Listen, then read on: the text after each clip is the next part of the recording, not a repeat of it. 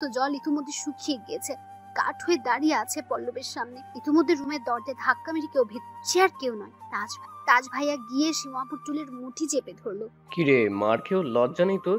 এখন আসছিস একটা হাঁটুর বয়সী ছেলের সাথে নষ্টামি করতে? মুখ সামলে কথা বলুন, কাকে কি বলছেন? পল্লব এগিয়ে গিয়ে বলল, এই তুমি একদম চুপ থাকো। তোমাদের দুজনের নষ্টামির সব প্রমাণ আছে আমার কাছে। আর তুমি এই বয়সেই দেখি পাক্কা খেলোয়াড় হয়ে উঠেছো। কে দিয়েছে এত ভালো ট্রেনিং? শিমু আপু? তোমার যে বলার আমাকে বলো, পায়ে পড়ি, ওকে কিছু বলো না। সীমু আপু গিয়ে তাজ ভাইয়ার পা জড়িয়ে ধরে বলতে লাগলো, আমার পা ছাড় বলছি। আর তোর কোনো কথা শুনবো না আমি। তোকে তো ডিভোর্স দিতেই হবে এবার। তাজ ভাইয়া রেগে মেগে শিমুল আপুকে উদ্দেশ্য করে বলল, আপু, তুমি পা ছাড়ো ওর মতো একটা মানুষের পা ধরে কেন নিজেকে ছোট করছো? এত বড় বড় কথা বলছো। কি হও তুমি ওর? শুধু দেখো আমি ওর কি অবস্থা করি। কি করবে তুমি? ছেড়ে দেবে ওকে? দাও ছেড়ে। তোমার মতো মানুষরূপী জানোয়ারের সাথে সংসার করার থেকে না করাই ভালো। পল্লব, তুই চুপ কর। কি বলছিস এসব? ও আমাকে ছেড়ে দিলে কোথায় যাব আমি? তুমি আমার সাথে যাবে? পল্লবের কথা শুনে তাজ ভাইয়া হাসতে লাগলো। কি বলে কুচকে? অন্যের বউকে তার সামনে নিয়ে যাবার কথা বলছে। সাহস দেখে হাসি পাচ্ছে আমার। কিসের বউ? তুমি তালাক দেবে ওকে? পল্লব, তুই চুপ কর। হ্যাঁ, তালাক তো ওকে দেবই আমি। ওর মতো নষ্টা মেয়েকে আমি আর আমার সংসারে রাখবো না। তারপর দেখি ওর কি গতি হয়। রাস্তায় পৌঁছে গলে মরতে হবে। রাস্তায় পচে গলে মরতে হবে না? সেই ব্যবস্থা আমি করব। তুমি করবে? কি করবে তুমি শুনি? আমি ওকে বিয়ে করব। শুনতে পেলে কি বলেছি আমি? পল্লবের কথা শুনে শিমু আপু যেন স্তম্ভিত হয়ে গেল। তাজ ভাইয়া হা করে তাকিয়ে আছে পল্লবে। তার মুখ থেকে উচ্চারিত শব্দ পাথর বানিয়ে দিচ্ছে দুজন। আসলে ওরা দুজনের কেউ ভাবতেও পারেনি পল্লব এরকম একটা কঠিন সিদ্ধান্তের কথা যাচ্ছে। এসব কি বলছিস পল্লব? মাথা খারাপ হয়ে গেছে তোর? না, আমি একদম ঠিক বলছি। আর যা বলছি ভেবে চিন্তেই বলছি। আমি বিয়ে করলে একমাত্র তোকেই করব। বাহ, তাহলে এই ছিল তোমাদের দুজনের মনে? তলে তলে এত দূর? আপনি চুপ করুন তাজ ভাইয়া। আর আপনার এত প্রবলেম কেন হচ্ছে বুঝতে পারছি না। আপনি তো একটু আগেই বললেন শিমু আপুকে ছেড়ে দেবেন, তাহলে? সে তো আমি ছাড়বই। আর তোমাদের দুজনের ব্যবস্থাও আমি করব। বিশেষ করে তোমার পুচকে, যখন সারা দুনিয়া তোমার অপকর্মের কথা জানতে পারবে, কিভাবে মুখ লুকোবে তুমি? তাজ ভাইয়ার কথা শুনে হঠাৎ ভিডিওর কথা মাথায় আসলো পল্লব। হ্যাঁ, এটাই সুযোগ। যদি এখন এই ভিডিওর বিষয়ে কিছু জানা যায়। আচ্ছা, আমাকে একটা কথা বলুন, এই ভিডিওটা আপনি পেলেন কোথায়? কে দিয়েছে আপনাকে? পল্লবের কথা শুনে তাজ ভাইয়া হো হো করে হেসে উঠল। কে দিয়েছে আমি সেটা বলবো তোমায়? তুমি আমায় ভাবোটা কি?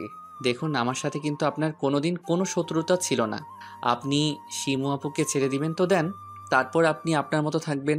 আমরা কেউ নাক গলাতে যাব না। দয়া করে এই ভিডিওটা কে দিয়েছে আপনাকে তার নামটা বলুন, আমারও জানা দরকার। আবার এত বড় শত্রুটা কে? কে পেছন থেকে এভাবে আমার পিঠে ছুরি মারছে? আমার মনে হয় তোমার সেটা না জানাই ভালো। যতটুকু জানতে পেরেছো তাই নিয়ে সন্তুষ্ট থাকো। কি জানতে পেরেছি আমি?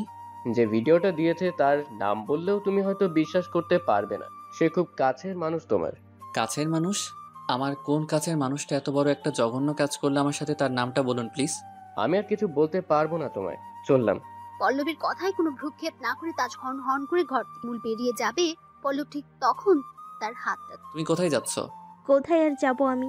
আমার ওই জাহান্নাম ছাড়া যাওয়ার কোনো জায়গা নেই। না, তুমি আর তাজ ভাইয়ার বাড়িতে যাবে না। তাহলে কোথায় যাব? তুমি আমার সাথে যাবে। দেখ, ছেলে মানুষই করিস না, এটা হয় না। আমি কেন তোর সাথে যেতে যাব? আমাকে ছেড়ে দে প্লিজ। তুমি গেলে ওরা আবার তোমার উপর টর্চার শুরু করবে। যা বলছি শোনো, যেও না। তুই বলছিস আমি তোর সাথে যাব? ঠিক আছে, তা না হয় গেলাম, কিন্তু কতদিন? কতদিন আমি তোর বাড়িতে গিয়ে উঠে থাকবো? সেই তো ফিরতেই হবে আমায়। তোমাকে আর আমার বাড়ি থেকে ফিরতে হবে না, আমি সেই ব্যবস্থা করব। বিয়ে করব তোমাকে আমি। এগুলো পাগলামি ছাড়া কিছু না। তোমার আর আমার বিয়ে এটা হয় না কখনো। কেন হয় না? আর একটা কথা বলো, যদি কালকের রাতের জন্য তোমার গর্ভে সত্যি আমার বাচ্চা আসে, তো তখন কি করবে তুমি? তাজ ভাইয়া কোনোদিন মেনে নিবে ওই বাচ্চা? সে তো এখন সবটা জানে। কেউ আসবে না, আসার আগেই তাকে শেষ করে দেব আমি। কি কি বলছো কি এসব? তুমি জানো এটা আরো বড় পাপ। আর তার থেকেও বড় কথা, আমি আমার সন্তানকে নষ্ট করতে দেব না তোমায়। ওকে আমি আমার পরিচয় বড় করব। বড্ড পাকা পাকা কথা বলছিস। তোর মুখে এত ভারী ভারী কথা মানায় না। চুপ কর। আচ্ছা, আর বলবো না, তবে আমি তোমাকে এত বড় একটা অন্যায় করতেও দেব না। এখন আমার সাথে চলো। শিমু আপু কিছুতেই পল্লবীতে যায় না। সে এক প্রকার জোর করে শিমুলকে গাড়িতে এগিয়ে ওঠায়, তারপর বাড়ির উদ্দেশ্যে রওনা। জানে না বাড়ির লোকজন ভাবে সামাল দেবে। যাই হোক, কিছু একটা বুঝিয়ে বলতে হবে। হঠাৎ ফোনে একটা মেসেজের নোটিফিকেশন আসলো। ফোনটা ওপেন করতে চোখ দুটো ছানা পড়ে। আবারও সে আইডি থেকে। কেমন আছো পল্লব? পল্লব কোনো রিপ্লাই দিল। কি হলো, কথা বলছো না কেন? একটু আগে তোমার ভিডিওটা দেখলাম আবার। হ্যাঁ আমি জানি, আমাকে এটা মনে করিয়ে দিতে হবে না আমার কোনো সিক্রেট জিনিস আছে আপনার কাছে। তুমি কিন্তু বেশ হ্যান্ডসাম, তবে কাপড় ছাড়া আরো বেশি হ্যান্ডসাম লাগে। ছি, কি শুরু করেছেন আপনি সব? Please stop, please. তোমার দেহের ওপর থেকে চোখ ফেরাতে পারছি না আমি পল্লব। প্লিজ একবার ভিডিওর এই গেটআপে ধরা দাও না আমার কাছে। একবার নিজের চোখে দেখতে চাই তোমার। কি বলতে চাইছেন আপনি? তুমি ভালো করেই জানো আমি কি বলতে চাইছি। তুমি ছাড়া আমার যন্ত্রণা কে বুঝবে? শাট আপ, জাস্ট শাট আপ। আমি কথা দিচ্ছি, এবার তোমার আমার অন্তরঙ্গ দৃশ্যের ভিডিও করব না আমি। তোমায় আর ব্ল্যাকমেলও করব না। একবার, জাস্ট একবার, কি একবার? একবারের জন্য হলেও আমি তোমার সাথে সময় কাটাতে চাই। তোমার ছোঁয়া না পেলে আমি নিজেকে শান্ত করতে পারবো না কিছুতেই। মরে যাব আমি। তোমার যন্ত্রণায় আমি নিজেকে জর্জরিত করে ফেলতে চাই পল্লব। না, আর পারা যাচ্ছে। এই নোংরামি রীতিমতো বেড়েই চলেছে। ফোনের ডাটাটা অফ করে গাড়ির সিটের উপর ছুঁড়ে মারলো। এমনিতেই তাজ ভাইয়ের সাথে ঝগড়া করে মুডটা অফ। তার উপরে বিরক্তিকর মেজাজটাই বিগড়িয়েছে তার। বাসায় ফিরতে ফিরতে অনেক রাত হলো। শিমু আপুকে গেস্ট রুমে রেখে পল্লব ঘরে শুতে গেল। এমনিতেই ভীষণ টায়ার্ড হয়ে আছে। গা হাত পা ছেড়ে দিয়েছে একেবারে। যে পোশাকে ছিল সেভাবেই শুয়ে। মাঝরাতে একটা অদ্ভুত শব্দে ঘুমিয়ে গেল পল্লবের। শব্দটা যেন ওই পাশের ফ্লোরের দিক থেকে আসছে, কিন্তু ওদিকে তো স্টোর রুম। স্টোর থেকে এত রাতে কিসের আওয়াজ এসেছে? পল্লব স্টোর রুমের ভেতরে যেতে কেউ পেছন থেকে লাঠি দিয়ে তার মাথায় আঘাত। একটা অস্ফুট চিৎকার দিয়ে মাটিতে লুটিয়ে পড়লো। চারদিকটা ক্রমশ অন্ধকার হয়ে আসছে। তার ভীষণ যন্ত্রণা হতে লাগলো মাথায়। বুঝতে পারলো সে অজ্ঞান যাচ্ছে। ঠিক তখন নিজের চোখে একটা অস্পষ্ট মুখ দেখতে, যার হাতে একটা শক্ত মোটা লাঠি। নিজের কাছে চরম অবিশ্বাস্য প্রতাপ হলেও সে আর কেউ নয়, শিমু আপু নিজেই। ওর হাতের লাঠি বেয়ে এক ফোঁটা উষ্ণ রক্ত পল্লবের গালের উপর। ঘুম ভাঙতেই ধরফর করে বিছনা ছেড়ে উঠে পড়লো পল্লব। এটা কি স্বপ্ন দেখলো সে? শিমু আপু কেন এমনটা করতে যাবে তার সাথে? যাক বাবা, স্বপ্ন তো স্বপ্নই হয়, যা কখনোই বাস্তব হবার নয়। হয়তো কাল সারাদিন যে পরিমাণ দখল গিয়েছে, এরকম উল্টো পাল্টা স্বপ্ন দেখা অস্বাভাবিক কিছু নয়। আচমকা ভাবির কণ্ঠস্বরে চমকে উঠল পল্লব। এই কি, আজ এত তাড়াতাড়ি উঠে গেলে? কি ব্যাপার? না এমনি, ঘুমটা ভেঙে গেল হঠাৎ। আচ্ছা শিমু আপু কি ঘুম থেকে উঠেছে? হ্যাঁ উঠেছে অনেক আগেই। আজ তোমার শিমু আপুই চা করেছে, খেয়ে দেখো কে বেশি ভালো চা বানায়, আমি না তোমার শিমু আপু? কি যে বলো না, এই ব্যাপারে তোমার সাথে টেক্কা দেবে এমন কেউ আছে নাকি? আম্মা উঠেছে ভাবি? হ্যাঁ উঠেছে। তুমি চাটা তাড়াতাড়ি খেয়ে নাও, বরং আমার হাতে অনেক কাজ পড়ে আছে। এই বলে সিমরান ভাবি পল্লবের ঘর থেকে বেরিয়ে গেল। পল্লব সেদিকে তাকিয়ে চায়ের কাপটা হাতে নিল। চায়ের কাপে চুমুক দিতে দিতে ভাবতে থাকলো কিভাবে যে আম্মা আব্বার সাথে শিমু আপু আর তার বিষয়ে কথা বলবে। ওরা সবটা শুনে কি তাদের এই সম্পর্কটা মেনে নেবে? শিমু আপু তার থেকে বয়সে অনেক বড়, ওর সাথে তার খাপ খায় না কখনোই। আর শিমু আপুকে বাঁচাতে, আর সে যে পাপ করেছে সেদিন রাতে, তার প্রায়শ্চিত্ত যে করতেই হবে তাকে। শিমু আপু যদি সত্যি সত্যি তার সন্তান গর্ভে ধারণ করে থাকে, সে অবৈধ পরিচয়ে পৃথিবীতে জন্ম নিক, এটা চায় না পল্লব। শুধু পল্লব কেন, পৃথিবীর কোনো বাবাই এটা চাইতে পারে না তার সন্তানকে বাইরের জগৎ তুচ্ছ তাচ্ছিল্য করুক, তাকে একটা জারদ সন্তান হিসেবে চিনুক। এটা শোনার থেকে মরে যাওয়া অনেক সুখের। নিজের পরিণতি দেখে আজ নিজেরই প্রতি খুব করুণা হচ্ছে পল্লবের। পল্লবের যে বয়সে চুটিয়ে পড়াশোনা করার কথা, খেলাধুলা, বন্ধু বান্ধব নিয়ে আড্ডা দেবার কথা, সেদিনের একটা রাতের গল্প তার জীবনটাই যেন পাল্টে দিয়েছে। এখন কিনা তাকে বিয়ে, সন্তান, এগুলো নিয়ে ভাবতে হচ্ছে। পল্লব জানে না কবে এই সব কিছুর থেকে মুক্তি মিলবে তার, কবে একটু প্রাণ ভরে বিশুদ্ধ মুক্ত আলো বাতাসে নিঃশ্বাস নেবে। সবটাই অধরা। এখন শিমু আপু তাদের বাড়িতে একজন গেস্ট হিসেবে থেকে যায়। ও এর আগেও তাদের বাড়িতে বহুদিন ছিল। তার পরিবারের সবার সাথে একটা ভালো পরিচয় শিমুলের, তাই আব্বা আম্মা অনুমতি দিয়ে দিয়েছেন। শিমু আপু যতদিন খুশি এই বাড়িতে থাকতে পারবে। এর মাঝে মাঝে সেই ফেক আইডি থেকে মেসেজ আসে পল্লবের কাছে, তাকে নানানভাবে ব্ল্যাকমেইল করার চেষ্টা করে। সে সমানে ইগনোর করতে থাকে। এভাবে কিছুদিন কেটে যায়। শিমু আপু ডিভোর্স লেটার পাঠিয়ে দিয়েছে অনেক আগেই তাজ ভাইয়াকে। 3 মাস হতে এখন বেশ কিছুদিন বাকি। পল্লব ভাবছে 3 মাস পরে যখন তার শিমু আপুকে বিয়ে করতে কোনো বাধা থাকবে না, সবাইকে সবটা খুলে বলবে। দর্পণ ভাইয়া আর আপা বাড়ির একটা ব্যবসায়ের কাজে বাইরে আছে কিছুদিন ধরে। তাই ভাবি আর আম্মাকে একাই থাকতে হচ্ছে এখন। কয়েকদিন থেকে শিমু আপুর শরীরটা খারাপ যাচ্ছিল। আজ সকালে বমি করেছে কয়েকবার। মা তাই ওকে নিয়ে হাসপাতালে নিয়ে গিয়েছে ডাক্তার দেখানোর জন্য। ঘরে শুয়ে শুয়ে একটা বই পড়ছে পল্লব। ঠিক তখন তার ফোনে ভাবির নম্বর থেকে একটা কল আসলো। হ্যালো ভাবি, কি হয়েছে, ফোন করেছো কেন? পল্লব, একটু আমার ঘরে আসো, তাড়াতাড়ি আসো। ভাবির গলা একেবারে ঠিক লাগছে না পল্লবের। কথাগুলো বেশ দ্রুত বলছিল। সে ফোনটা রেখে দৌড়ে তার ঘরের দিকে গেল। দরজার সামনে গিয়ে বেশ অপ্রস্তুত হয়ে পড়ল। মুহূর্তে দরজার বাইরের দিকে ঘুরে দাঁড়ালো। কি হলো, ভেতরে আসো। ভাবি বারবার তার ঘরে যেতে বলছে পল্লবকে। বুঝতে পারছে না কি হয়েছে তার। বুকের উপর থেকে শাড়িটা নিচে পড়ে আছে আর খুব বাজেভাবে বিছানার উপর শুয়ে আছে।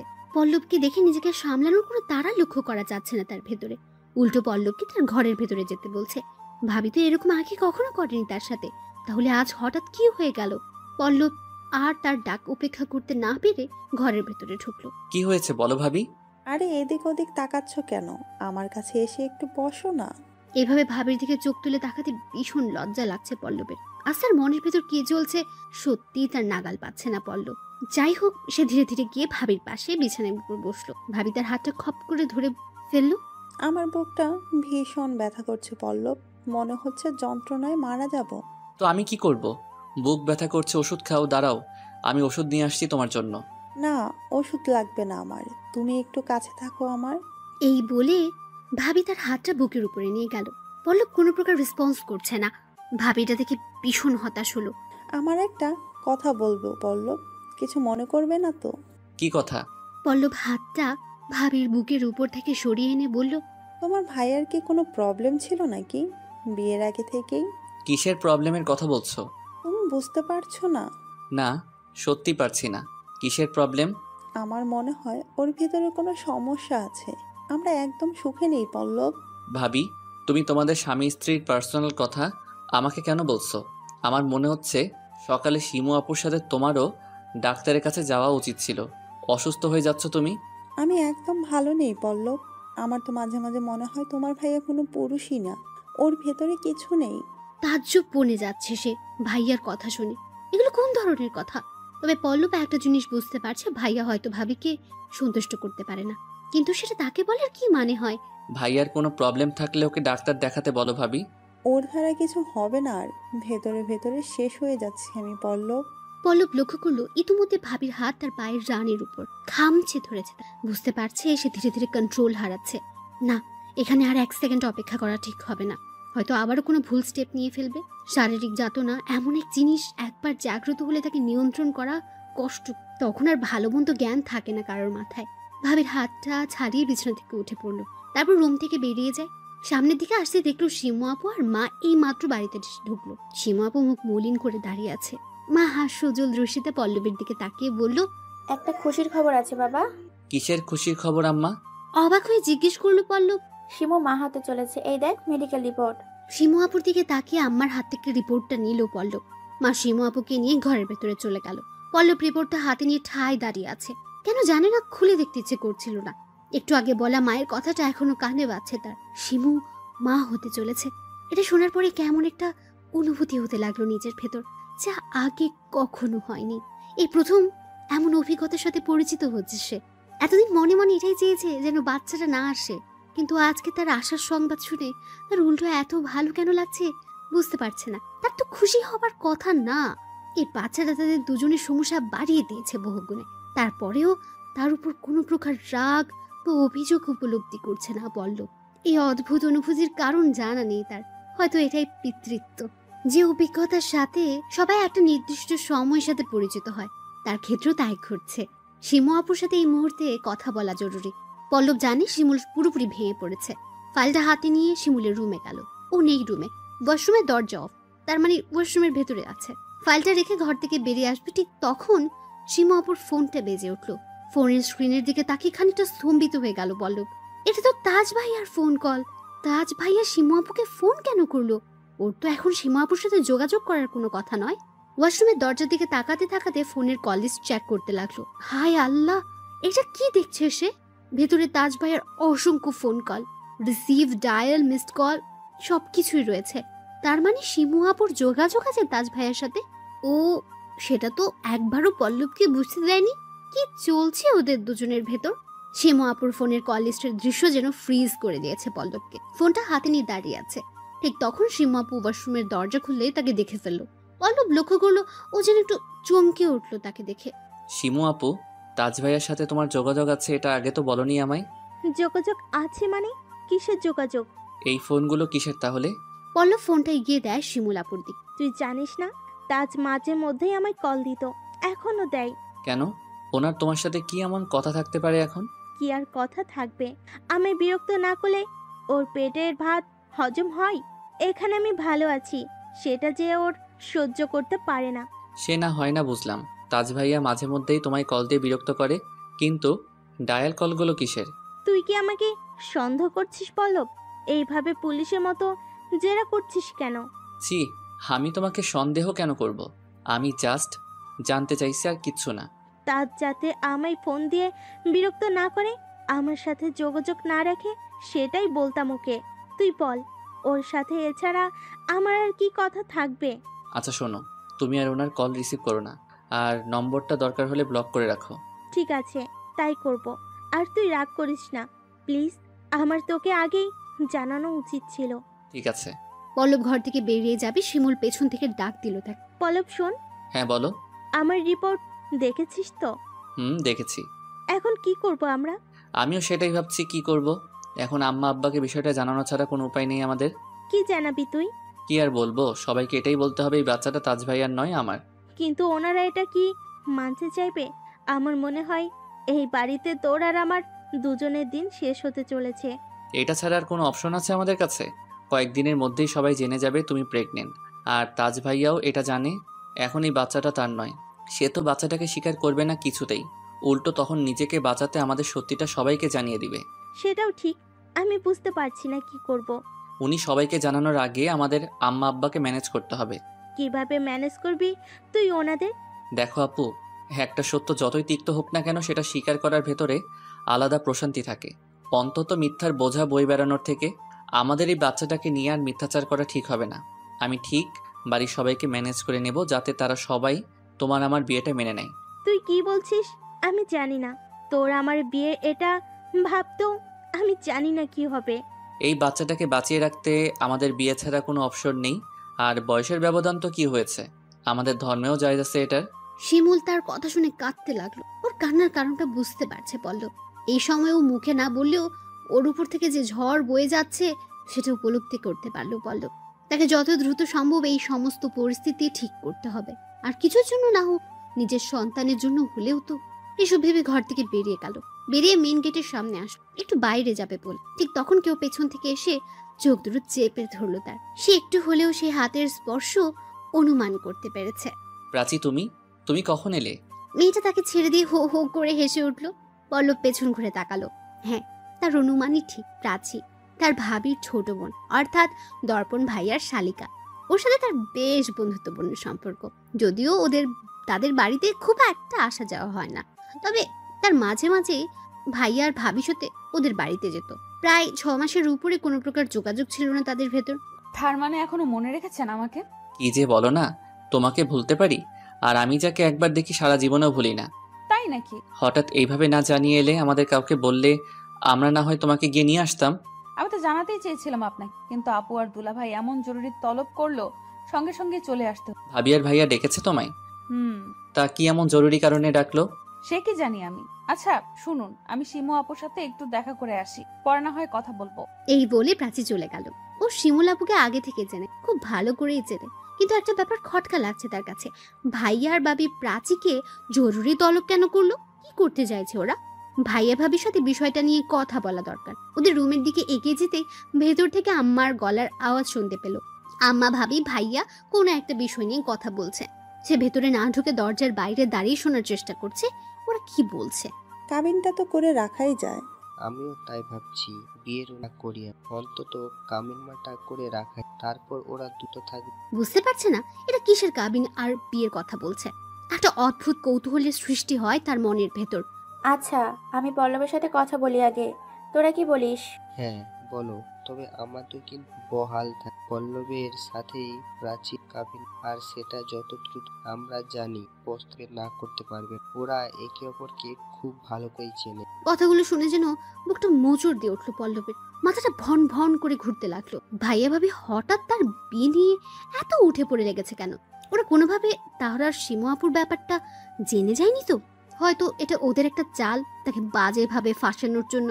কিন্তু এই মুহূর্তে সে শিমু আপুকে ছেড়ে অন্য কারোর সাথে কাবিন করবে কি করে, যার গর্বে কিনা তার সন্তান বড় হচ্ছে। হে খোদা, এ কোন বিপাকে ফেললে তুমি আমায়? সাথে আমাদের এক কথা বলার আছে। আমরা জানি কোথার সম্মান রাখবি। ভাইয়া পল্লবকে উদ্দেশ্য করে বলে। ঘরের ভেতরে পল্লব, ভাইয়া, ভাবি আর আম্মা। দরজার বাইরে শিমু আপুর সাথে প্রাচী দাঁড়িয়ে আছে। ওরা তাদের ভেতরের বাক্যালাপ মনোযোগ দিয়ে শুনছে। হ্যাঁ বলো, কি বলতে চাও? দেখ ভাই, তুই হতনি অবাক, তোর কাছে তাড়াহুড়ো মনে হতে পারে, তারপরেও বলছি। পল্লব খুব ভালো করে জানে এরা তাকে কি বলার জন্য ডেকেছে এখানে, তবুও সবটা না জানার নাটক চালিয়ে যাচ্ছে। আরে বলো না ভাইয়া, কি হয়েছে? আমরা তোর সাথে প্রাচীর কাবিন করে রাখতে চাই। এক্ষুনি বিয়ের অনুষ্ঠান করব না, তবে তোর কাবিটা এনে করে রাখতে চাই। তোর কোনো আপত্তি নেই তো? ভাইয়ার মুখের কথা শুনে সে দরজার দিকে তাকালো।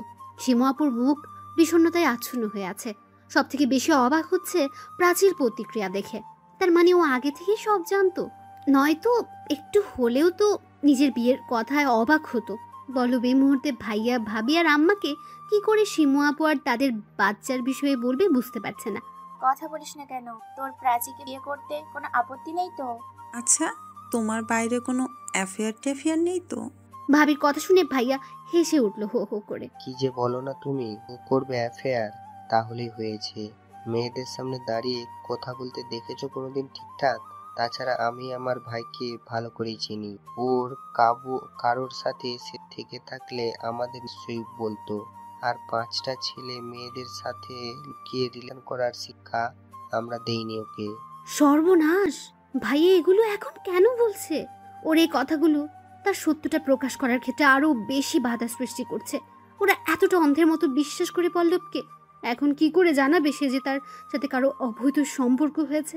এমনকি তার বাচ্চা সেই মেয়ের গর্ভে। পল্লব ইনোসেন্ট নয়, অনেক আগে সে নষ্ট করে ফেলেছে নিজেকে। এটা শোনার পরে ওরা কি কখনো ক্ষমা করতে পারবে তাকে? কি করে মুখ দেখাবে সে সবার সামনে? যতটুকু সাহস সঞ্চয় করে এসেছিল সবটা ভাইয়ার কথা শুনে ছাই হয়ে গেল। আর কিছু বলা হলো না পল্লবের, মাথা নিচু করে বসে রইল। চুপ করে আছিস যে, কিছু বল। কি বলবো আমি? আমার মনে হয় প্রাচীর সাথে কথা বলা দরকার তোমাদের সবার আগে। আরে তুমি ওর কথা ছাড়ো, তুমি রাজি কিনা সেটা বলো। তবে এটা ঠিক, আমার বোনের জন্য তোমার থেকে ভালো জামাই আর দুটো কোথাও পাবো না আমি। এবার বুঝেছে, ভাবি হয়তো গতকাল নাটক করেছিল তার সাথে। দেখতে চেয়েছিল সে কেমন ধরনের ছেলে, তা না হলে উনি এমন ব্যবহার কেন করবেন পল্লবের সাথে? এখন বুঝতে পারছে ওনার বলার সমস্ত কথাগুলো মিথ্যে। উনি আসলে যাচাই করতে চেয়েছিল তাকে, নিজের বোনের জন্য। কি হলো, তুই কি এখন চুপ করে থাকবি? চুপ করে আছে কেন বুঝতে পারছো না? বেচারা সবার সামনে বড্ড লজ্জা পাচ্ছে যে। ও এই বিয়েতে রাজি, মুখের দিকে তাকিয়ে দেখো, ঠিক বোঝা যাচ্ছে। সবাই নিজেদের মনের কথাগুলো তার উপর চাপিয়ে দিয়ে পরোক্ষভাবে রাজি করে দিল পল্লবকে। পল্লব আর কিছু বলল না, মাথা নিচু করে ঘর থেকে বেরিয়ে আসলো। দরজার সামনে আসতেই শিমু আপু আর প্রাচীর মুখোমুখি হলো। প্রাচী তাকে দেখে লজ্জায় পালিয়ে গেল। এদিকে শিমু আপুর চোখ জলে ছল ছল করছে, এক দৃষ্টে তাকিয়ে আছে পল্লবের দিকে। ওর দিকে এক পলক তাকিয়ে চলে গেল পল্লব। এরপর রাতের বেলা একটু তাড়াতাড়ি শুয়ে পড়েছে আজকে। এমনিতে শরীরটা ভালো নেই, তার উপর মাথায় নানাবিধ চিন্তা। তার বাড়ির সবাই পাগল করে ছাড়বে তাকে। একদিকে শিমুল, অন্যদিকে তার বিয়ে। শাকের করাতের মতো অবস্থায় পড়ে আছে সে। দিনের কথাগুলো ভাবতে ভাবতে কখন যে ঘুমিয়ে পড়েছে খেয়াল নেই। হঠাৎ একটা অনাকাঙ্ক্ষিত স্পর্শে ঘুম ভেঙে গেল তার। ব্ল্যাঙ্কেটের ভেতর কারোর অস্তিত্ব অনুভব করছে পল্লব। দুটো নরম হাত তাকে পেছন থেকে জড়িয়ে ধরেছে। ধীরে ধীরে ঘুরে তাকালো পল্লব। আরে এ তো প্রাচী। প্রাচী এত রাতে এখানে কেন? পল্লব কিছু বলতে যাবে, ঠিক তখনই প্রাচী ওর মুখটা চেপে ধরলো। তারপর কানের কাছে মুখটা নিয়ে ফিস ফিস করে বলতে লাগলো, কোনো কথা বলো না, বাড়ির লোকজন জেগে যাবে। তুমি এসেছো কেন এত রাতে? কেউ দেখে ফেললে সর্বনাশ হবে, চলে যাও প্লিজ। হোক সর্বনাশ, আজ আমি আমার নিজের সর্বনাশ করতেই এসেছি এখানে। মানে কি বলছো তুমি?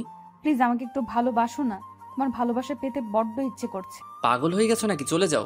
হ্যাঁ পাগল হয়ে গেছি, আজকের রাতে আমার সমস্ত পাগলামি সহ্য করতে হবে তোমায়। এই বলে প্রাচী তার টি শার্টের বোতাম খুলতে লাগলো। শার্টটাকে চেয়ারের উপর ছুঁড়ে ফেলে তারপর তার বুকে আলতো করে একটা চুমু দিল। মুহূর্তেই সারা শরীর কেঁপে উঠলো, একটা ঝাঁকুনি অনুভব করলো পল্লব। প্রাচী এক পর্যায়ে তার বেল্টে হাত দিল, হাত দিয়ে খোলার চেষ্টা করছে। সে ওকে থামিয়ে দিল। এবার কিন্তু বাড়াবাড়ি হচ্ছে, এসব করবো না এখন। করবে না মানে? তুমি কি পুরুষ নও? না, ভালো লাগছে না আমার। প্লিজ না করো না, দেখো তোমার ভালো লাগার ব্যবস্থা আমি করছি। নিরুপায় হয়ে প্রাচীর কাছে নিজেকে সঁপে দিল। পল্লবকে পুরোপুরি বিবস্ত্র করে দিল ও। তারপরও নিজের শরীরের সমস্ত পোশাক এক এক খুলতে লাগলো। ডিম লাইটের আলোতে এক দৃশ্যতে পল্লব নিরীক্ষণ করে চলছে ওকে। এরপর নিজে থেকে ওকে কাছে টেনে নিয়ে জড়িয়ে ধরলো। কি হলো, শরীর ভালো হয়ে গেল এখন তোমার? শাট আপ, আমায় বাধ্য করলে তুমি।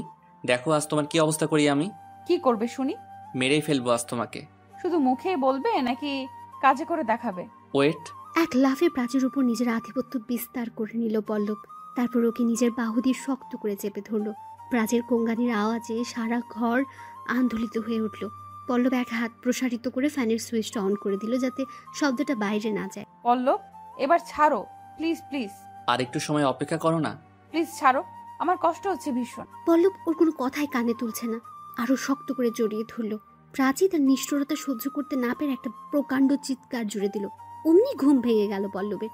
ধরফর করে বিছানার উপর উঠে বসলো। তার মানে এতক্ষণ স্বপ্ন দেখছিল সে, যেন হাফ ছেড়ে বাঁচলো। আবারও প্রাচীর সেই চিৎকারের শব্দ কানে ভেসে আসলো।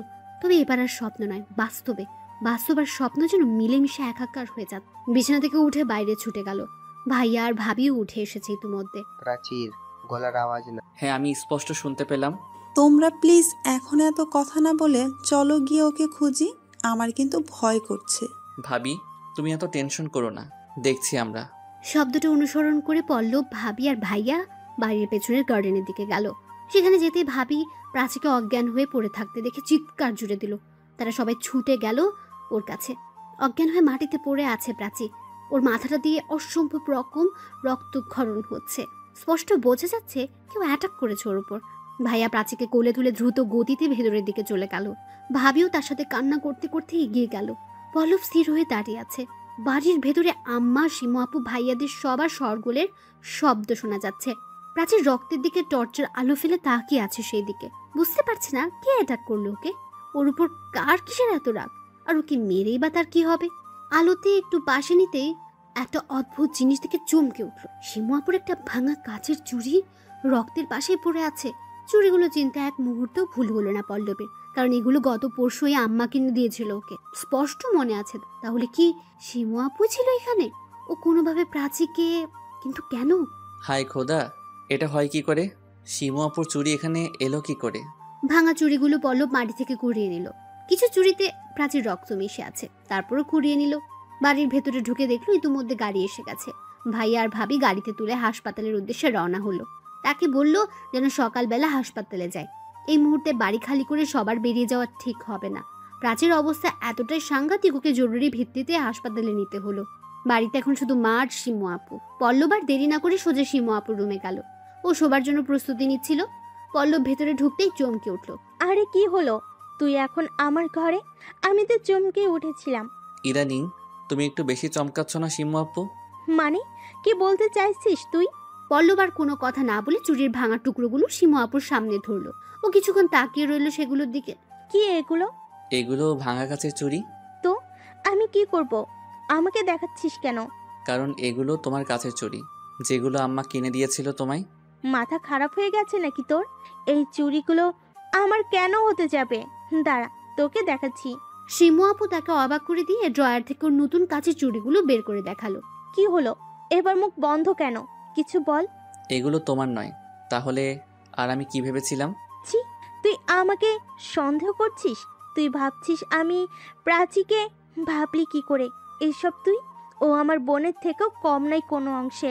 আচ্ছা সরি, আমি বোধহয় একটু বেশি ভেবে ফেলেছি। প্লিজ আমার কথায় রাগ করো না তুমি। শিমু আপু ঘর থেকে বেরিয়ে এলো। সত্যি এগুলো তারই বাড়াবাড়ি। সেদিন তাজ ভাইয়াকে নিয়ে আজ আবার চুরি। সে শিমু আপুর উপর অতিমাত্রায় সন্দেহপ্রবণ হয়ে উঠছে। তার এই ব্যবহার শিমু আপুকে কষ্ট দিচ্ছে। এরপর থেকে আর কোনো বিষয়ে অনিশ্চিত কথা বলবে না। এই সময়ে তার ওর প্রতি অনেক বেশি যত্নশীল হওয়া উচিত। সেটা না করে অযথা সন্দেহ করে যাচ্ছে। পরের দিন সকালে হাসপাতালে প্রাচীকে দেখতে গেল পল্লব। ওর শারীরিক অবস্থা এখন অনেকটাই অনুকূলে আছে। ডাক্তার জানিয়েছে আর একটু ট্রিটমেন্ট নিলেই পুরোপুরি সুস্থ হয়ে উঠবে। প্রাচীর ক্যাবিনে গেল। গিয়ে দেখলো মোটা বালিশে মাথা নিচে রেখে শুয়ে আছে। পল্লবকে দেখে একটু মুচকি হাসি দিল প্রাচী। ওর পাশে গিয়ে একটা টুলের উপর বসে পড়ল পল্লব। এখন কেমন লাগছে প্রাচী? অনেকটা ভালো। বাহ, তুমি জানো আম্মা গত রাতে চোখের পাতা এক করতে পারিনি তোমার চিন্তায়। আর তুমি? প্রাচীর এই প্রশ্ন একটু হলেও সংকোচে ফেলে দিল পল্লবকে। কি বলবে ওকে বুঝতে পারছে না। তার একটা হাত নিজের দিকে টেনে নিল প্রাচী। বলো, তোমার চিন্তা হয়নি আমার জন্য? কেন হবে না, নিশ্চয়ই হয়েছে। তুমি অতিথি আমাদের বাড়ির। শুধু অতিথি, আর কিছু নই। এখন চুপ থাকো। ডাক্তার এমনিতেই তোমার সাথে বেশি কথা বলতে নিষেধ করেছে।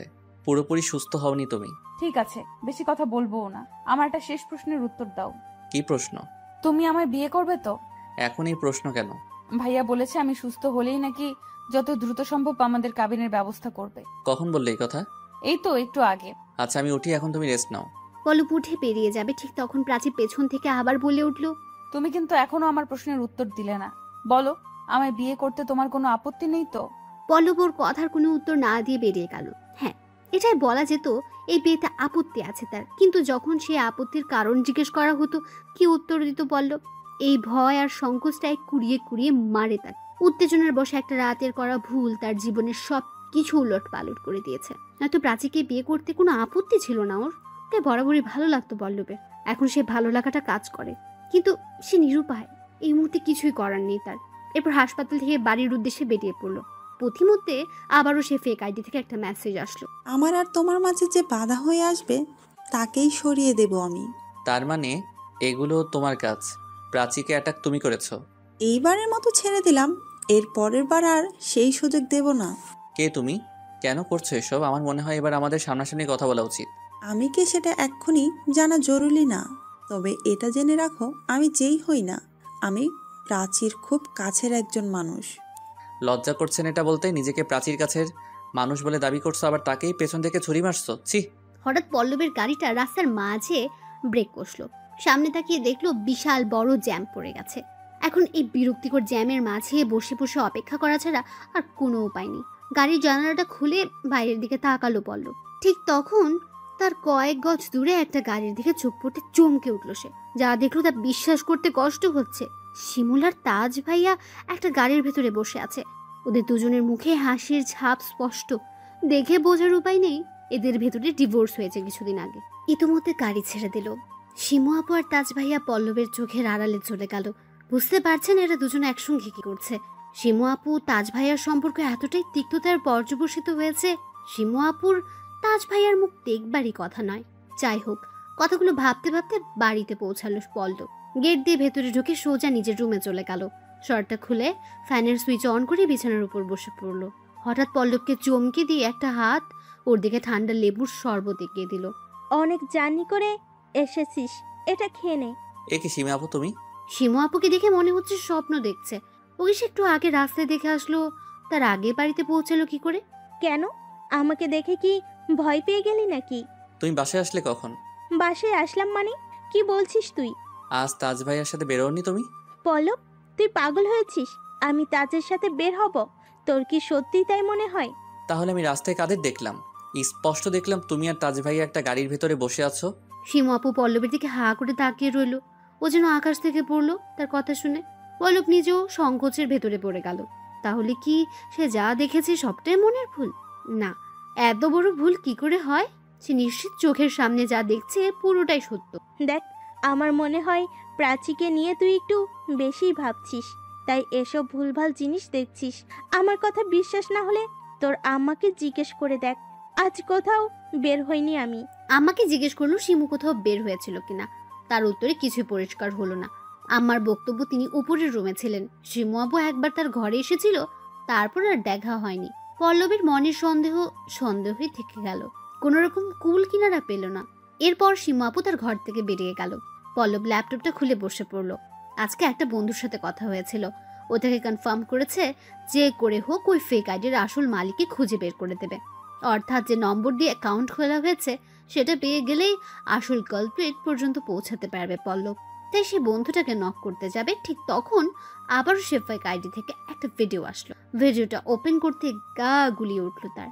What the hell? এগুলো আমাকে পাঠানোর সাহস হয় কি করে তোমার? একদিন তুমি আমি এভাবেই সময় কাটাবো। লাভ ইউ পল্লব। এটা কিছুতেই সম্ভব নয়, মরে গেলেও নয়। কেন নয়? আমি তোমাকে না পেলে কি করব তুমি ভাবতেও পারছো না এই মুহূর্তে। আমাকে কিছু ভাবতেও হবে না, যা খুশি করে নাও তুমি।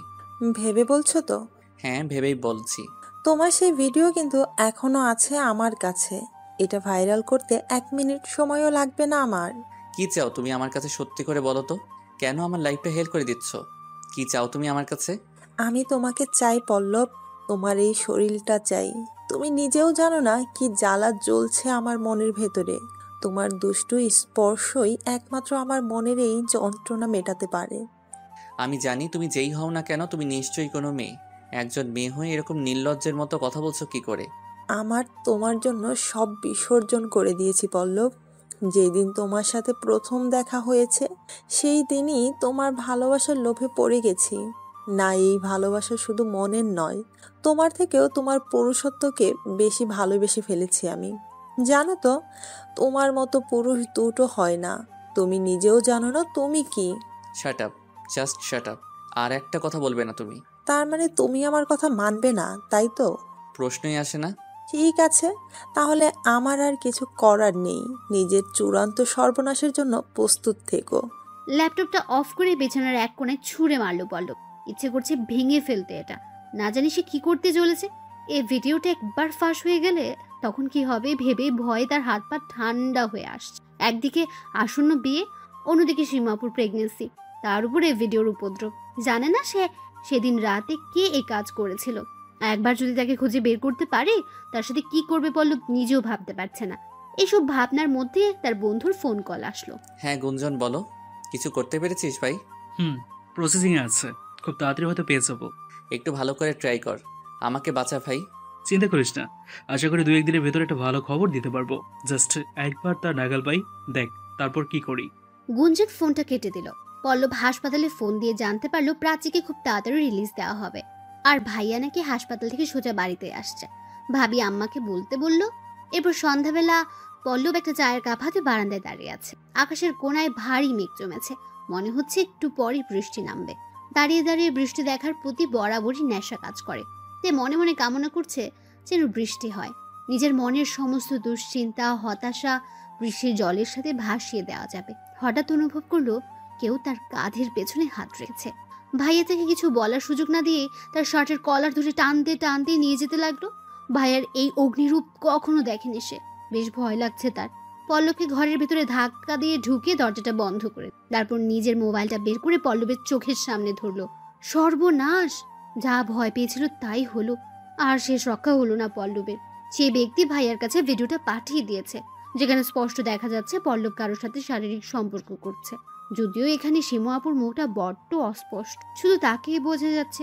এর কারণটা কি আজও বুঝে উঠতে পারেনি সে। পল্লব ভাইয়াকে কিছু বলতে যাবে, ঠিক তখন তার গালে সপাটে একটা চড় বসিয়ে দিল। একটা প্রচন্ড ধাক্কা খেয়ে মেঝেতে পড়ে গেল পল্লব।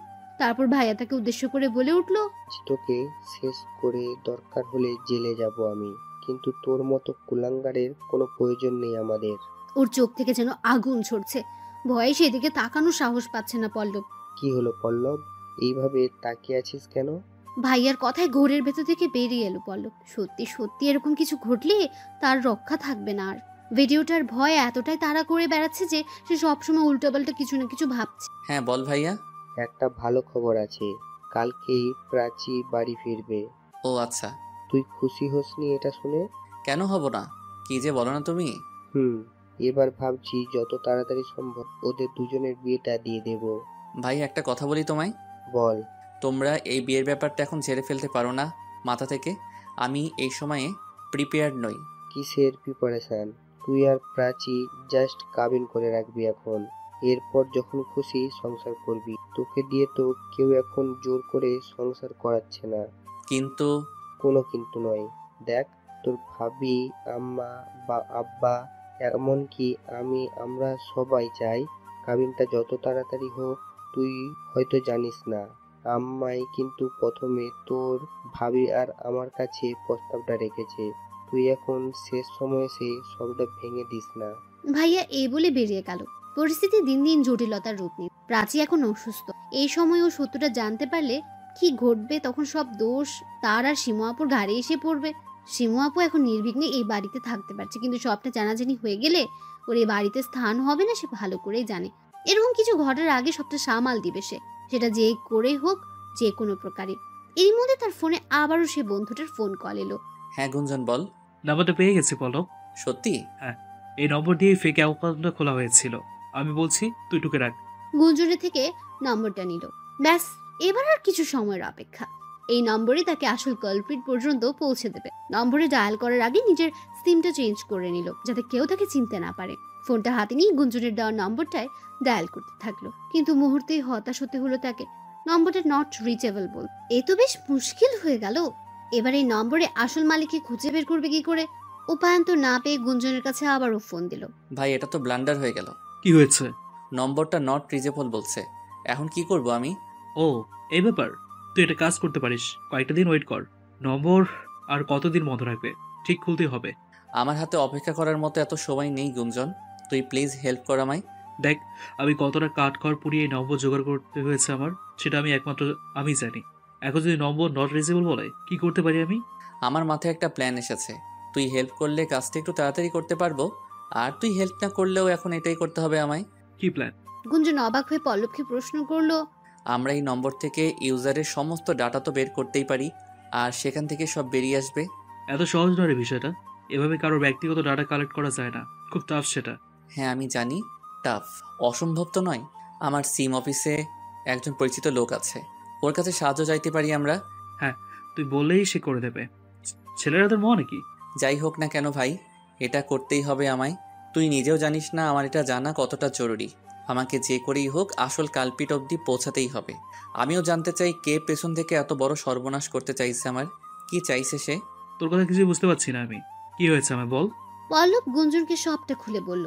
তার আর শিমু আপুর শারীরিক সম্পর্কের কথা, ওর প্রেগন্যান্সি, তাকে ভিডিওর মাধ্যমে ব্ল্যাকমেইল, সবকিছু। গুঞ্জন সবটা শুনে তাকে হেল্প করার আশ্বাস দিল, আর এটাও কথা দিল সব রকম পরিস্থিতিতে তার পাশে থাকবে। সত্যি ওর মতো একজন বন্ধু পাওয়া ভাগ্যের ব্যাপার। তারা দুজন সিদ্ধান্ত নিল আগামীকাল সকালে উঠেই সিম অফিসে যাবে, তারপর সেখানে গিয়ে বাদ বাকি সব কাজ করবে। আজ ইচ্ছে করেই নিজে সেই ফেক আইডিতে নক দিল পল্লব। সে হয়তো একটু বেশি অবাক হবে পল্লবের আচরণে। এই মুহূর্তে এটাই করতে হবে, তাকে হাতে নাতে ধরার আগে নিজের অনুকূলে রাখতে হবে, যাতে নতুন করে তার ক্ষতি করার কোনো সুযোগ না পায়। বিষয়টা অনেকটা টোপ দিয়ে মাছ ধরার মতো, আর এই বুদ্ধিটা পল্লবের নয়, গুঞ্জনেরই ছিল। প্রথমেই টাইপ করলো। কি করছো? ঠিক আছো তো? আমি ঠিকই আছি, কিন্তু কি ব্যাপার বলো তো? তুমি আজ নিজে থেকেই নক দিলে আমায়, মতলবটা কি? একটু পরে রিপ্লাই আসলো। মতলব কিছুই না, তোমার খোঁজ নিতে ইচ্ছে করলো আজ একটু। মজা করছো আমার সাথে? একদমই না। সত্যি? আজকেও ভিডিওটা দেখলে আমার? হ্যাঁ, তোমাকে না দেখে থাকা সম্ভব। আর এইভাবে দেখতে কার না ভালো লাগে? ইচ্ছে করে সব সময় দেখতে থাকি। তাই নাকি? যখন তোমার সামনে ধরা দেব তখন কি করবে তুমি? পালিয়ে যাওয়া চলবে না কিন্তু। কেন পালাবো? তোমাকে পুরোপুরি করে পাওয়ার জন্য সেই কবে থেকে ব্যাকুল আমি। কেন পালাবো? যেদিন প্রথম দেখা হবে অনেক কষ্ট দেব তোমায়, যা সারা জীবনে ভুলতে পারবে না। সেটাই আমার জন্য পরম প্রাপ্তি। আমার কষ্ট আর যন্ত্রণার বিনিময়ে যখন তোমার মুখে আনন্দের হাসি ফুটবে, সেটা চেয়ে চেয়ে দেখবো আমি। তোমার সমস্ত হিংস্রতা সেই দিন আমাকে উজাড় করে দিবে। ভেবে বলছো তো? আমি হিংস্রের থেকেও হিংস্রতর, যার পরিধি তোমার সমস্ত ধারণা ছাপিয়ে বহুদূর পর্যন্ত বিস্তৃত। আমি প্রস্তুত, শুধু একবার ধরা দাও আমার সামনে। তোমার দেহের ভাঁজে ভাঁজে সমস্ত অঙ্গ প্রত্যঙ্গ সাথে নতুন করে পরিচিত হব আমি। আমরা চাইলে এখনো কিন্তু একে অপরের এই মনের ইচ্ছে পূরণ করতে পারি। কিভাবে? ভিডিও কলে এসো, আজ আমাকে নতুন করে আবার দেখাবো তোমায়। একে অপরের সাথে ভার্চুয়াল ভালোবাসা বিনিময় করব। এটা বলার পরে অপর পাশের আইডিটা চুপ হয়ে গেল।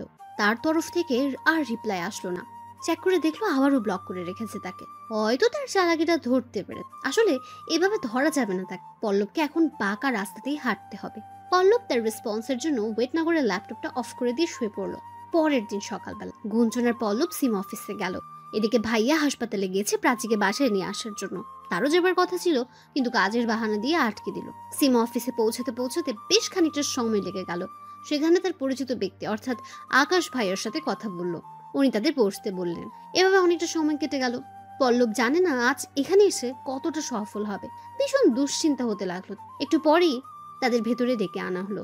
আকাশ ভাই পল্লবকে উদ্দেশ্য করে বললেন, এটা তো কোনো পুরুষ ব্যক্তির সিম, কিন্তু তুমি আমাকে যে প্রবলেমের কথা বললে তাতে তো এটা হবার কথা নয়। তারা বেশ অবাক হলো আকাশ ভাইয়ার কথায়। কি বললেন? কোনো পুরুষের সিম এটা? কই দেখি তো। হোম, এই যে দেখো, ইউজারের নাম শফিকুদ্দিন তাজ। তাজ ভাইয়া, মাই গড। তার মানে তাজ ভাইয়ার নম্বর এটা। কিন্তু উনি পল্লবের সাথে এমনটা কেন করতে যাবেন? তাহলে শিমু আপুর কোনো যোগাযোগ নেই তো এর সাথে? এমনটা তো হতেই পারে তাজ ভাইয়ার সিমও ইউজ করে। এর আগেও এদের দুজনকে একসাথে দেখেছিল পল্লব, একে অপরকে ফোন কল করতে দেখেছে।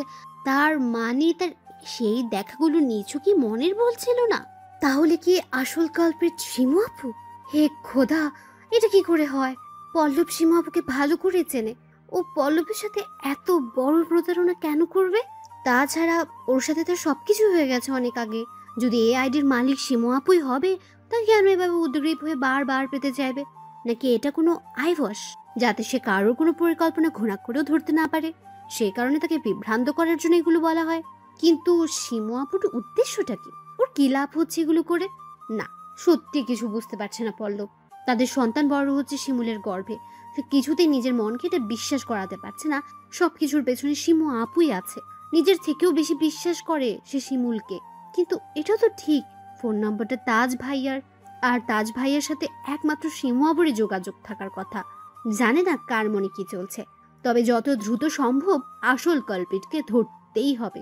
তাকে অন্ধকার থেকে অনবরত ব্ল্যাকমেইল করে যাবে, এটা হতে পারে না। কি হলো? এখনো তো কি ভাবছিস? যা জানা ছিল জানা হলো তো? এখনো ক্লিয়ার হলো না কিছুই? কোথায় ক্লিয়ার হলো না? শেষ পর্যন্ত ছেলে বেরোলো, কোনো ছেলে তোর পেছনে লেগেছে। কি বলছিস? পাগল হলি নাকি? এই সময় আর কি ভালো লাগছে না একদম। তোর আজকাল সব হয়, তুই জানিস না হয়তো। ধুর, তাজ ভাইয়া এসব কেন করতে যাবে আমার সাথে? আমি নিশ্চিত ওনার নম্বর ব্যবহার করে কেউ আমার সাথে এই নোংরামিটা করছে, আর আমাদের ইন্টিমেট ভিডিওটাও সে করছে। কিন্তু কি হতে পারে সেটা? এটা তো আমিও বুঝতে পারছি না। বুঝতে পারছি না বললে চলবে। আমাদের আসল কালপ্রিট পর্যন্ত পৌঁছাতে হবে। এই ভাবনাই আমাকে দিনরাত ঘুমাতে দিচ্ছে না। আমি জানি না কি করে পৌঁছাবো তার কাছাকাছি, অর্থাৎ একেবারে হাতে নাতে ধরতে পারবো। আমার কাছে একটা প্ল্যান আছে পল্লব, জানি না তোর পছন্দ হবে কিনা। প্ল্যান? কোন প্ল্যানটা অ্যাপ্লাই করিনি বল। এখন নতুন করে কিসের প্ল্যানের কথা বলছিস তুই? চল যেতে যেতে বলি তোকে। তবে এইবারের কাজটা কিন্তু একটু অন্যরকম। অন্যরকম বলতে তোকে এমন কিছু করতে হবে যা তুই হয়তো কারোর কথা ভাবতেও পারিসনি আগে। গুঞ্জন কি প্ল্যানের কথা বলছে পল্লব জানে না। সিম অফিসে আকাশ ভাইয়ের থেকে বিদায় নিয়ে রাস্তায় বেরিয়ে পড়লো তারা। তারপর পরবর্তী পরিকল্পনা নিয়ে দুজন আলোচনায় বসলো। বাসায় পৌঁছাতে পৌঁছাতে বিকেল হয়ে গেল। এসে দেখলো প্রাচীকে বাসায় আনা হয়েছে। ও এখন প্রায় পুরোপুরি সুস্থ। সিমরান ভাবি ওর পাশেই বসে আছে। পল্লব ভাবিকে খাবার দিতে বললে সে উঠে গেল। পল্লব প্রাচীর পাশে এসে বসলো। এখন ঠিকঠাক তো? হ্যাঁ। যাক ভালো। কোথায় গিয়েছিলে তুমি? ফিরতে এত দেরি হলো? একটা জরুরি কাজে গিয়েছিলাম। জরুরি কাজ? কি এমন জরুরি কাজ পড়লো তোমার? আমি ভেবেছিলাম অন্তত তুমি আজকে আমাকে আনতে হসপিটালে যাবে। কেন, ভাইয়া গিয়েছিল তো। ভাইয়া আর তোমার যাওয়া এক হলো? মানে তোমাকে কিছু বলার নেই সত্যি? পল্লব কিছু বলতে যাবে, ঠিক তখনই রান্নাঘর থেকে ভাবির গলার আওয়াজ ভেসে আসলো। পল্লব উঠে গেল। প্রাচীর ঘর থেকে বেরিয়ে যেতে যেতে একটা বিষয় খেয়াল করলো, প্রাচী তাকে এখন তুমি বলে সম্বোধন করছে। আর সাথে বলার ক্ষেত্রে যে জড়তা কাজ করতো ওর মধ্যে সিকে ভাগও এখন নেই। ইদানিং বড্ড অধিকার ফলিয়ে কথা বলছে পল্লবের সাথে, যা পল্লবের একদমই ভালো লাগছে না। খাবার দাবার খেয়ে নিজের ঘরে চলে আসলো পল্লব। তারপর দরজাটা বন্ধ করে ল্যাপটপ নিয়ে বসলো। ডাটা অন করে সে ফেক আইডিতে ঢুকলো। প্রথম টোপটা এখনই দিতে হবে তাকে, দেখা যাক কাজ হয় কিনা। নিজের আপত্তিকর মুহূর্তের কিছু ছবি পাঠিয়ে দিল। তারপর তার রিপ্লাইয়ের জন্য ওয়েট করতে থাকলো। প্রায় 1 ঘন্টা পরে রিপ্লাই এলো। এটা তুমি? হ্যাঁ আমি। কোনো সন্দেহ আছে? তোমার চেহারা দেখা যাচ্ছে না, বুঝবো কি করে? সত্যি এটা আমি? বিশ্বাস করি না। তো কিভাবে বিশ্বাস করাতে পারি? নিজের চেহারা সহ একটা পিক তুলে আপলোড করো, আর অবশ্যই এইভাবেই তুলবে। এই মুহূর্তে একে নিজের জালে ফাঁসাতে হলে যা চাই তাই করতে হবে। গুঞ্জন আগে বলেছিল তাকে এমন কাজ করতে হবে যা আগে ভাবতেও পারেনি। সত্যি এই জঘন্য কাজগুলো করতে হবে, এটা তার ভাবনার অতীতে। সে নিজেকে পুরোপুরি উজাড় করে কিছু ছবি তুলে পাঠিয়ে দিল। সে পল্লবকে দেখে পুরোপুরি অবাক, যেন ভাবতেই পারছে না পল্লব এটা করে দেখিয়েছে। আমার বিশ্বাসই হচ্ছে না, সত্যি এটা তুমি? হ্যাঁ আমি। কাল ওভাবে আমাকে কিছু না বলে চলে গেলে কেন? আমি সত্যি বুঝতে পারিনি তুমি এতটা সিরিয়াস। এখন বুঝলে তো? হ্যাঁ। আমরা কিন্তু চাইলেই এক হতে পারি। আমার মনে হয় দুজনের আর আড়ালে থাকার প্রয়োজন নেই। কিন্তু তুমি কি আমাকে একসেপ্ট করতে পারবে? ভুল বুঝবে না তো? ভুল বুঝবো না, দেখো আমি জানি আমার যা প্রয়োজন একমাত্র হয়তো তুমি দিতে পারবে। কি করে বুঝলে? তোমার আমার প্রতি এতটা আগ্রহ আমাকে বুঝতে সাহায্য করেছে। আমি কথা দিচ্ছি, তুমি যেই হও না কেন আমি আমার সমস্ত রকমের ভালোবাসা শুধু তোমাকেই দেব। কিন্তু আমার যা ভয় হয়, তুমি আমায় একবার দেখলে পিছিয়ে যাবে না তো? ঠিক আছে, তারও উপায় আছে। কি উপায়? আজ রাতেই একে অপরের কাছাকাছি যেতে চাই আমরা। তবে আমি কথা দিচ্ছি, তোমার যদি আমার সামনে আসতে এতটাই সংকোচ, আমি দেখব না তোমায়। নিজের চোখ বেঁধে রাখবো প্রয়োজন পড়লে। তারপর অন্ধকার ঘরে দুজন দুজনকে সারা রাত ভালোবাসবো। তোমার এতদিনের সমস্ত ইচ্ছে পূরণ করব আমি, সাথে নিজেরও। তুমি একটু বেশি তাড়াহুড়ো করে ফেলছো না? না, আমার আজকেই প্রয়োজন তোমায়, ভীষণ প্রয়োজন। আমি জানি না আজ কি হয়েছে আমার ভেতরে, তোমাকে বড্ড পেতে চাইছে। জানি না এরপরে কি হবে। তোমার প্রতি এমন অদ্ভুত আকর্ষণ হয়তো আর কখনো কাজ করবে না। না, এভাবে বলো না প্লিজ। আজ রাতেই আমরা মিলিত হব, তবে একটা শর্ত আছে। কি শর্ত? আমি নয়, তুমি আসবে আমার কাছে। আমি অন্ধকার ঘর রেডি করে রাখবো। তুমি এসে আমার সমস্ত ইচ্ছে পূরণ করে চলে যাবে। না, তুমি আমায় মুখ দেখবে না, আমি দেখব। শুধু আমাদের দুজনের শরীর একে অপরকে অনুভব করবে। ঠিক আছে, তুমি বলো কোথায় আসতে হবে। আমি তোমার সব শর্তে প্রস্তুত। শুধু এইটুকু দেখো আমার আপ্যায়নে যেন কমতি না পড়ে। না, পড়বে না, তুমি এসো। সে পল্লবকে একটু পরে একটা অ্যাড্রেস পাঠিয়ে দিল। তাদের বাসা থেকে একটু দূরে একটা আবাসিক হোটেলে আজ রাতে তার সাথে সাক্ষাৎ হবে পল্লবের। এক প্রকার উত্তেজনা কাজ করতে লাগলো নিজের ভেতর। না, এটা শারীরিক কোনো উত্তেজনা নয়, মনের উত্তেজনা। পরিশেষে আজ নিজের অপরাধীকে হাতে নাতে ধরতে পারবে পল্লব। রাত 10টার দিকে তার হোটেলে দেখা করার কথা। সে বাড়ি থেকে বেরিয়ে পড়লো। হোটেলে 205 নম্বর রুমে এসে পল্লবের জন্য অপেক্ষা করছে। পল্লব দরজার সামনে যেতে একটা হাত তাকে ভেতরে টেনে নিয়ে গেল। চারদিকে গুটগুটে অন্ধকার, নিচের হাতটা পর্যন্ত দেখা যাচ্ছে না। সে তাকে নিয়ে বিছানার উপর বসালো। তারপর একটা কাপড় দিয়ে চোখ জোড়া শক্ত করে বাঁধলো তার। পল্লব শুধু তার নিঃশ্বাসের শব্দ শুনতে পারছে, আর কিছুই নয়। তার কোমল দেহ তাকে জড়িয়ে ধরলো। তারপর ধীরে ধীরে তাকে নিয়ে বিছানার উপর শুয়ে পড়ল। পল্লব অনুভব করতে পারছে সে তার শার্টের বোতামে হাত দিচ্ছে। একে একে শার্টের সমস্ত বোতাম খুলে ফেললো। তারপর পল্লবের কপালে একটা আলতো চুমু দিল। তার হাত তার শরীরের সংবেদনশীল অঙ্গ প্রত্যঙ্গে বিচরণ করছে। মুহূর্তে সারা শরীর মোচড় দিয়ে উঠল তার। না, আর দেরি নয়, এবারেই মোক্ষম সুযোগ। এই সুযোগে তাকে কাজে লাগাতে হবে। কিন্তু সে এতটাই ধূর্ত পল্লব ভাবতেও পারেনি। সে তার হাত দুটি বাঁধার চেষ্টা করছে। পল্লব অমনি তাকে বলে উঠল, এই কি, আমার হাত বাঁধছো কেন? এভাবে আমার পুরো শরীর বেঁধে রাখলে যে কিছুই করতে পারবো না। সে দূর থেকে ফিসফিস করে বলল পল্লবকে, তোমাকে তো কিছুই করতে হবে না, যা করার আমিই করছি। আজ আমি ভালোবাসবো তোমায়, তুমি শুধু আমার ভালোবাসা নিতে থাকো। না, এমন কথা তো হয়নি আমাদের ভেতর। হয়নি তো কি হয়েছে, দেখো না এখন আমি কি করি। সে পল্লবের হাত দুটো বেঁধে ফেলেছে প্রায়। ঠিক তখন পল্লব সুযোগ বুঝে এক ঝটকায় সরে গেল। তারপর চোখের বাঁধন খুলে ফেললো। পল্লব আগে থেকে জানতো বিছানার পাশে ডিম লাইটের সুইচ আছে। সুইচ বোর্ডের উপর এলো পাথারি হাত চালাতে লাগলো। হঠাৎ একটা লাইট জ্বলে উঠলো। অমনি সে পল্লবের উপরে উঠে পড়ে। মুহূর্তেই চমকে উঠলো পল্লব। মনের অজান্তেই নিজের মুখ থেকে বেরিয়ে আসলো, এ কি ভাবি তুমি? সিমরান ভাবি বেশ অপ্রস্তুত হয়ে পড়লো। সে নিজেও বুঝতে পারেনি পল্লব এরকম একটা কাণ্ড ঘটাবে। একি, এটা কি করলে তুমি? তুমি শর্ত ভঙ্গ করলে শেষ পর্যন্ত। হ্যাঁ করেছি, শর্তভঙ্গ। তার আগে বলো তুমি এখানে কি করছো? এমন ভাব করছো যেন কিছুই জানো না। আমি জোর করে নিয়ে এসেছি তোমায় এখানে। তার মানে ওই ফেক আইডিটা তোমার ছিল? তুমি এতদিন ধরে ব্ল্যাকমেল করে আসছো আমায়? ছি ভাবি ছি, এটা না করলেও পারতে আমার সাথে। বিশ্বাস করো, আমার অন্য কোনো উদ্দেশ্য ছিল না, আমি শুধু তোমাকে চেয়েছিলাম। আমার ওই ভিডিওটা তুমি করেছো লুকিয়ে, তাই না? এত বড় একটা ষড়যন্ত্র করলে আমার বিরুদ্ধে আবার গলা উঁচু করে কথা বলছো? না, তুমি ভুল ভাবছো, আমি কোনো ভিডিও করিনি। তাহলে ওটা এলো কি করে তোমার কাছে? আমি জানি না, কেউ একটা ভিডিওটা আমার কাছে পাঠায়। আমি ভাবলাম তোমাকে এমনিতেও কনভিন্স করতে না পারলেও এই ভিডিওর ভয় দেখিয়ে যদি তোমাকে নিজের করে পেতে পারি। সিমরান ভাবির কথা শুনে পল্লবের জন্য আবারও চমকে উঠল। যেহেতু সে তার কাছে হাতে নাতে ধরা পড়ে গিয়েছে, তাহলে এখন তার মিথ্যে বলে কি লাভ? সত্যি কি ভিডিওটা ভাবি করেনি, অন্য কেউ করেছে? তাহলে কি শিমু আপু করেছে? কিন্তু শিমু আপুর এটা করে লাভটা কোথায়? আর ও আবার কিনা সেটা ভাবির কাছে পাঠিয়ে দিল। শিমু আপু মা হতে পারছিল না অনেক বছর ধরে। ও এক প্রকার নিজের অস্তিত্ব টিকিয়ে রাখার জন্য তার কাছে সাহায্য চেয়েছে। পল্লব নিজের কথা না ভেবে ওকে সাহায্য করলো। পল্লবের দ্বারা শিমু আপু অন্তঃসত্ত্বা হতে পেরেছে, যা এতগুলো বছর এত চেষ্টা করেও সম্ভব হয়নি। তাহলে ওই সব নোংরামি কেন করতে যাবে? কেন ইচ্ছে করে পল্লবকে বিপদে ফেলবে? এটাই মাথায় ঢুকছে না তার। বিশ্বাস করো পল্লব, তোমার কোনো প্রকার ক্ষতি করার কোনো উদ্দেশ্য ছিল না আমার। আমি শুধু তোমাকেই চেয়েছিলাম, আর কিছুই নয়। সিমরান ভাবির কথায় পল্লবের ভাবনায় ছেদ পড়ল। এটা বলতে তোমার বাচ্ছে না? আমার বড় ভাইয়ের স্ত্রী হও তুমি। আমি তোমার থেকে বয়সে আর সম্মানে দুটো জায়গা থেকেই নিচে। তোমার আমার সাথে এই বেহায়াপনা মানায় না। সিমরান ভাবি সংকোচ ভেঙে আবারও তার কাছে চলে আসলো। তারপর বলতে লাগলো, এটা পানা নয়, এটা আমার ভালোবাসা। আমি তোমাকে যেদিন প্রথম দেখেছিলাম সেই দিনই তোমার প্রতি আমার একটু দুর্বলতার সৃষ্টি হয়। আমি তোমাকে কখনোই বলবো না আমাকে বিয়ে করো। আমি সারা জীবন তোমার ভাবি হয়েই থাকবো। শুধু আমায় তোমার এই শরীরের অধিকারটুকু দাও। শাট আপ, জাস্ট শাট আপ। তুমি এখন অন্য কারোর স্ত্রী। আমি তোমার কাছে একজন পরপুরুষ ছাড়া কিছুই নই। দর্পণ ভাইয়াকে ছেড়ে তুমি কারোর কথা ভাবতে পারো না, এটা গুনাহ। তোমার দর্পণ ভাইয়া কোনোদিনই আমার অন্তরের চাওয়া পূরণ করতে পারবে না। ওর ভেতরে সেই ক্ষমতাটাই নেই যা বয়সে ছোট হয়েও তোমার ভেতরে আছে।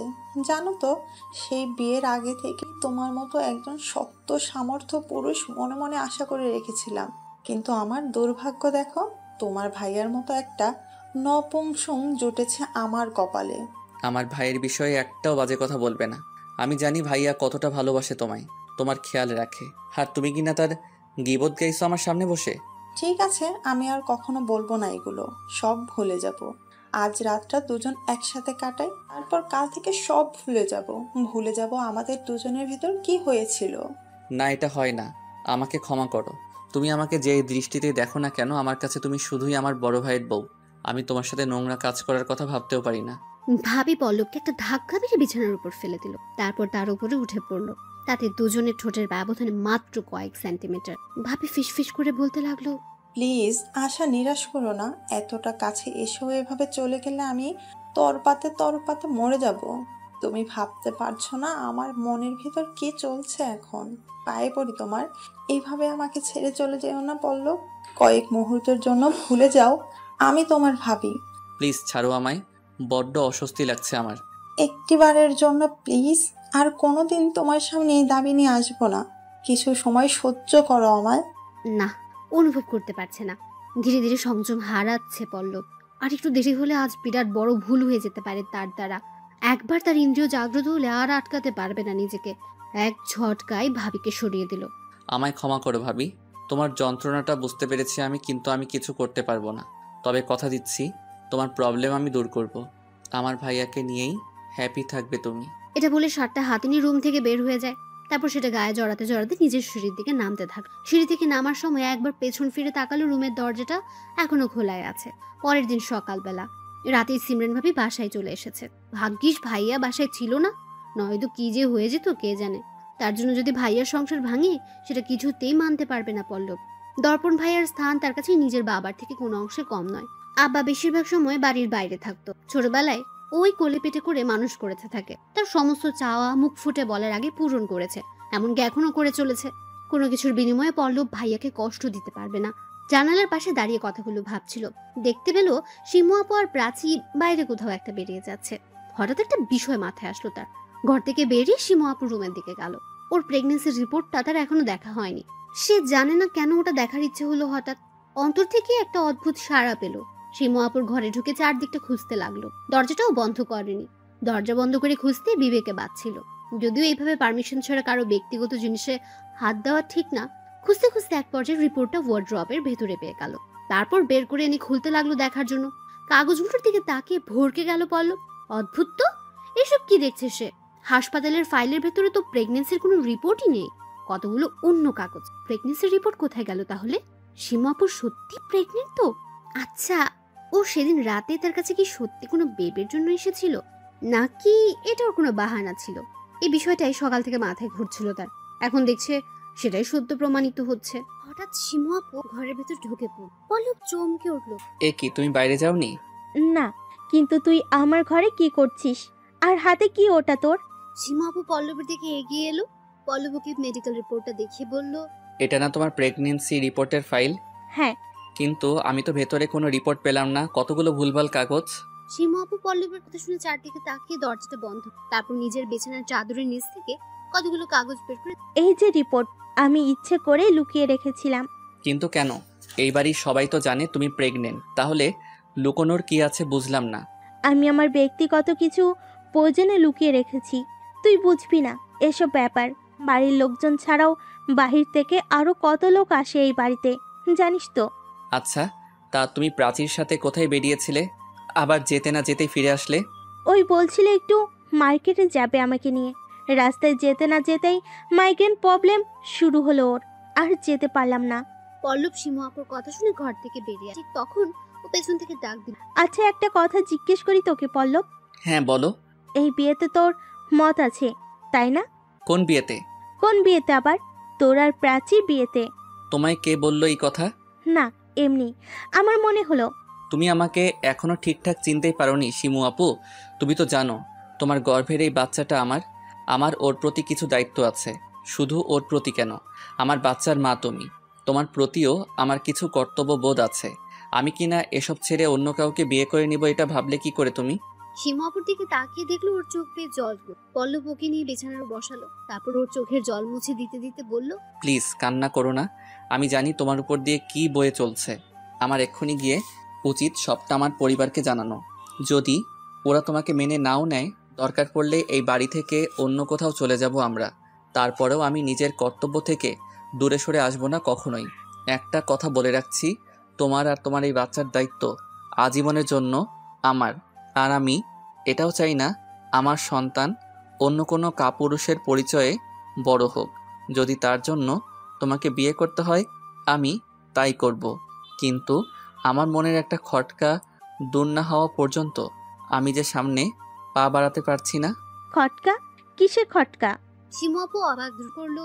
পরে বলবো তোমায়, যখন সেই খটকার সমাধান করতে পারবো।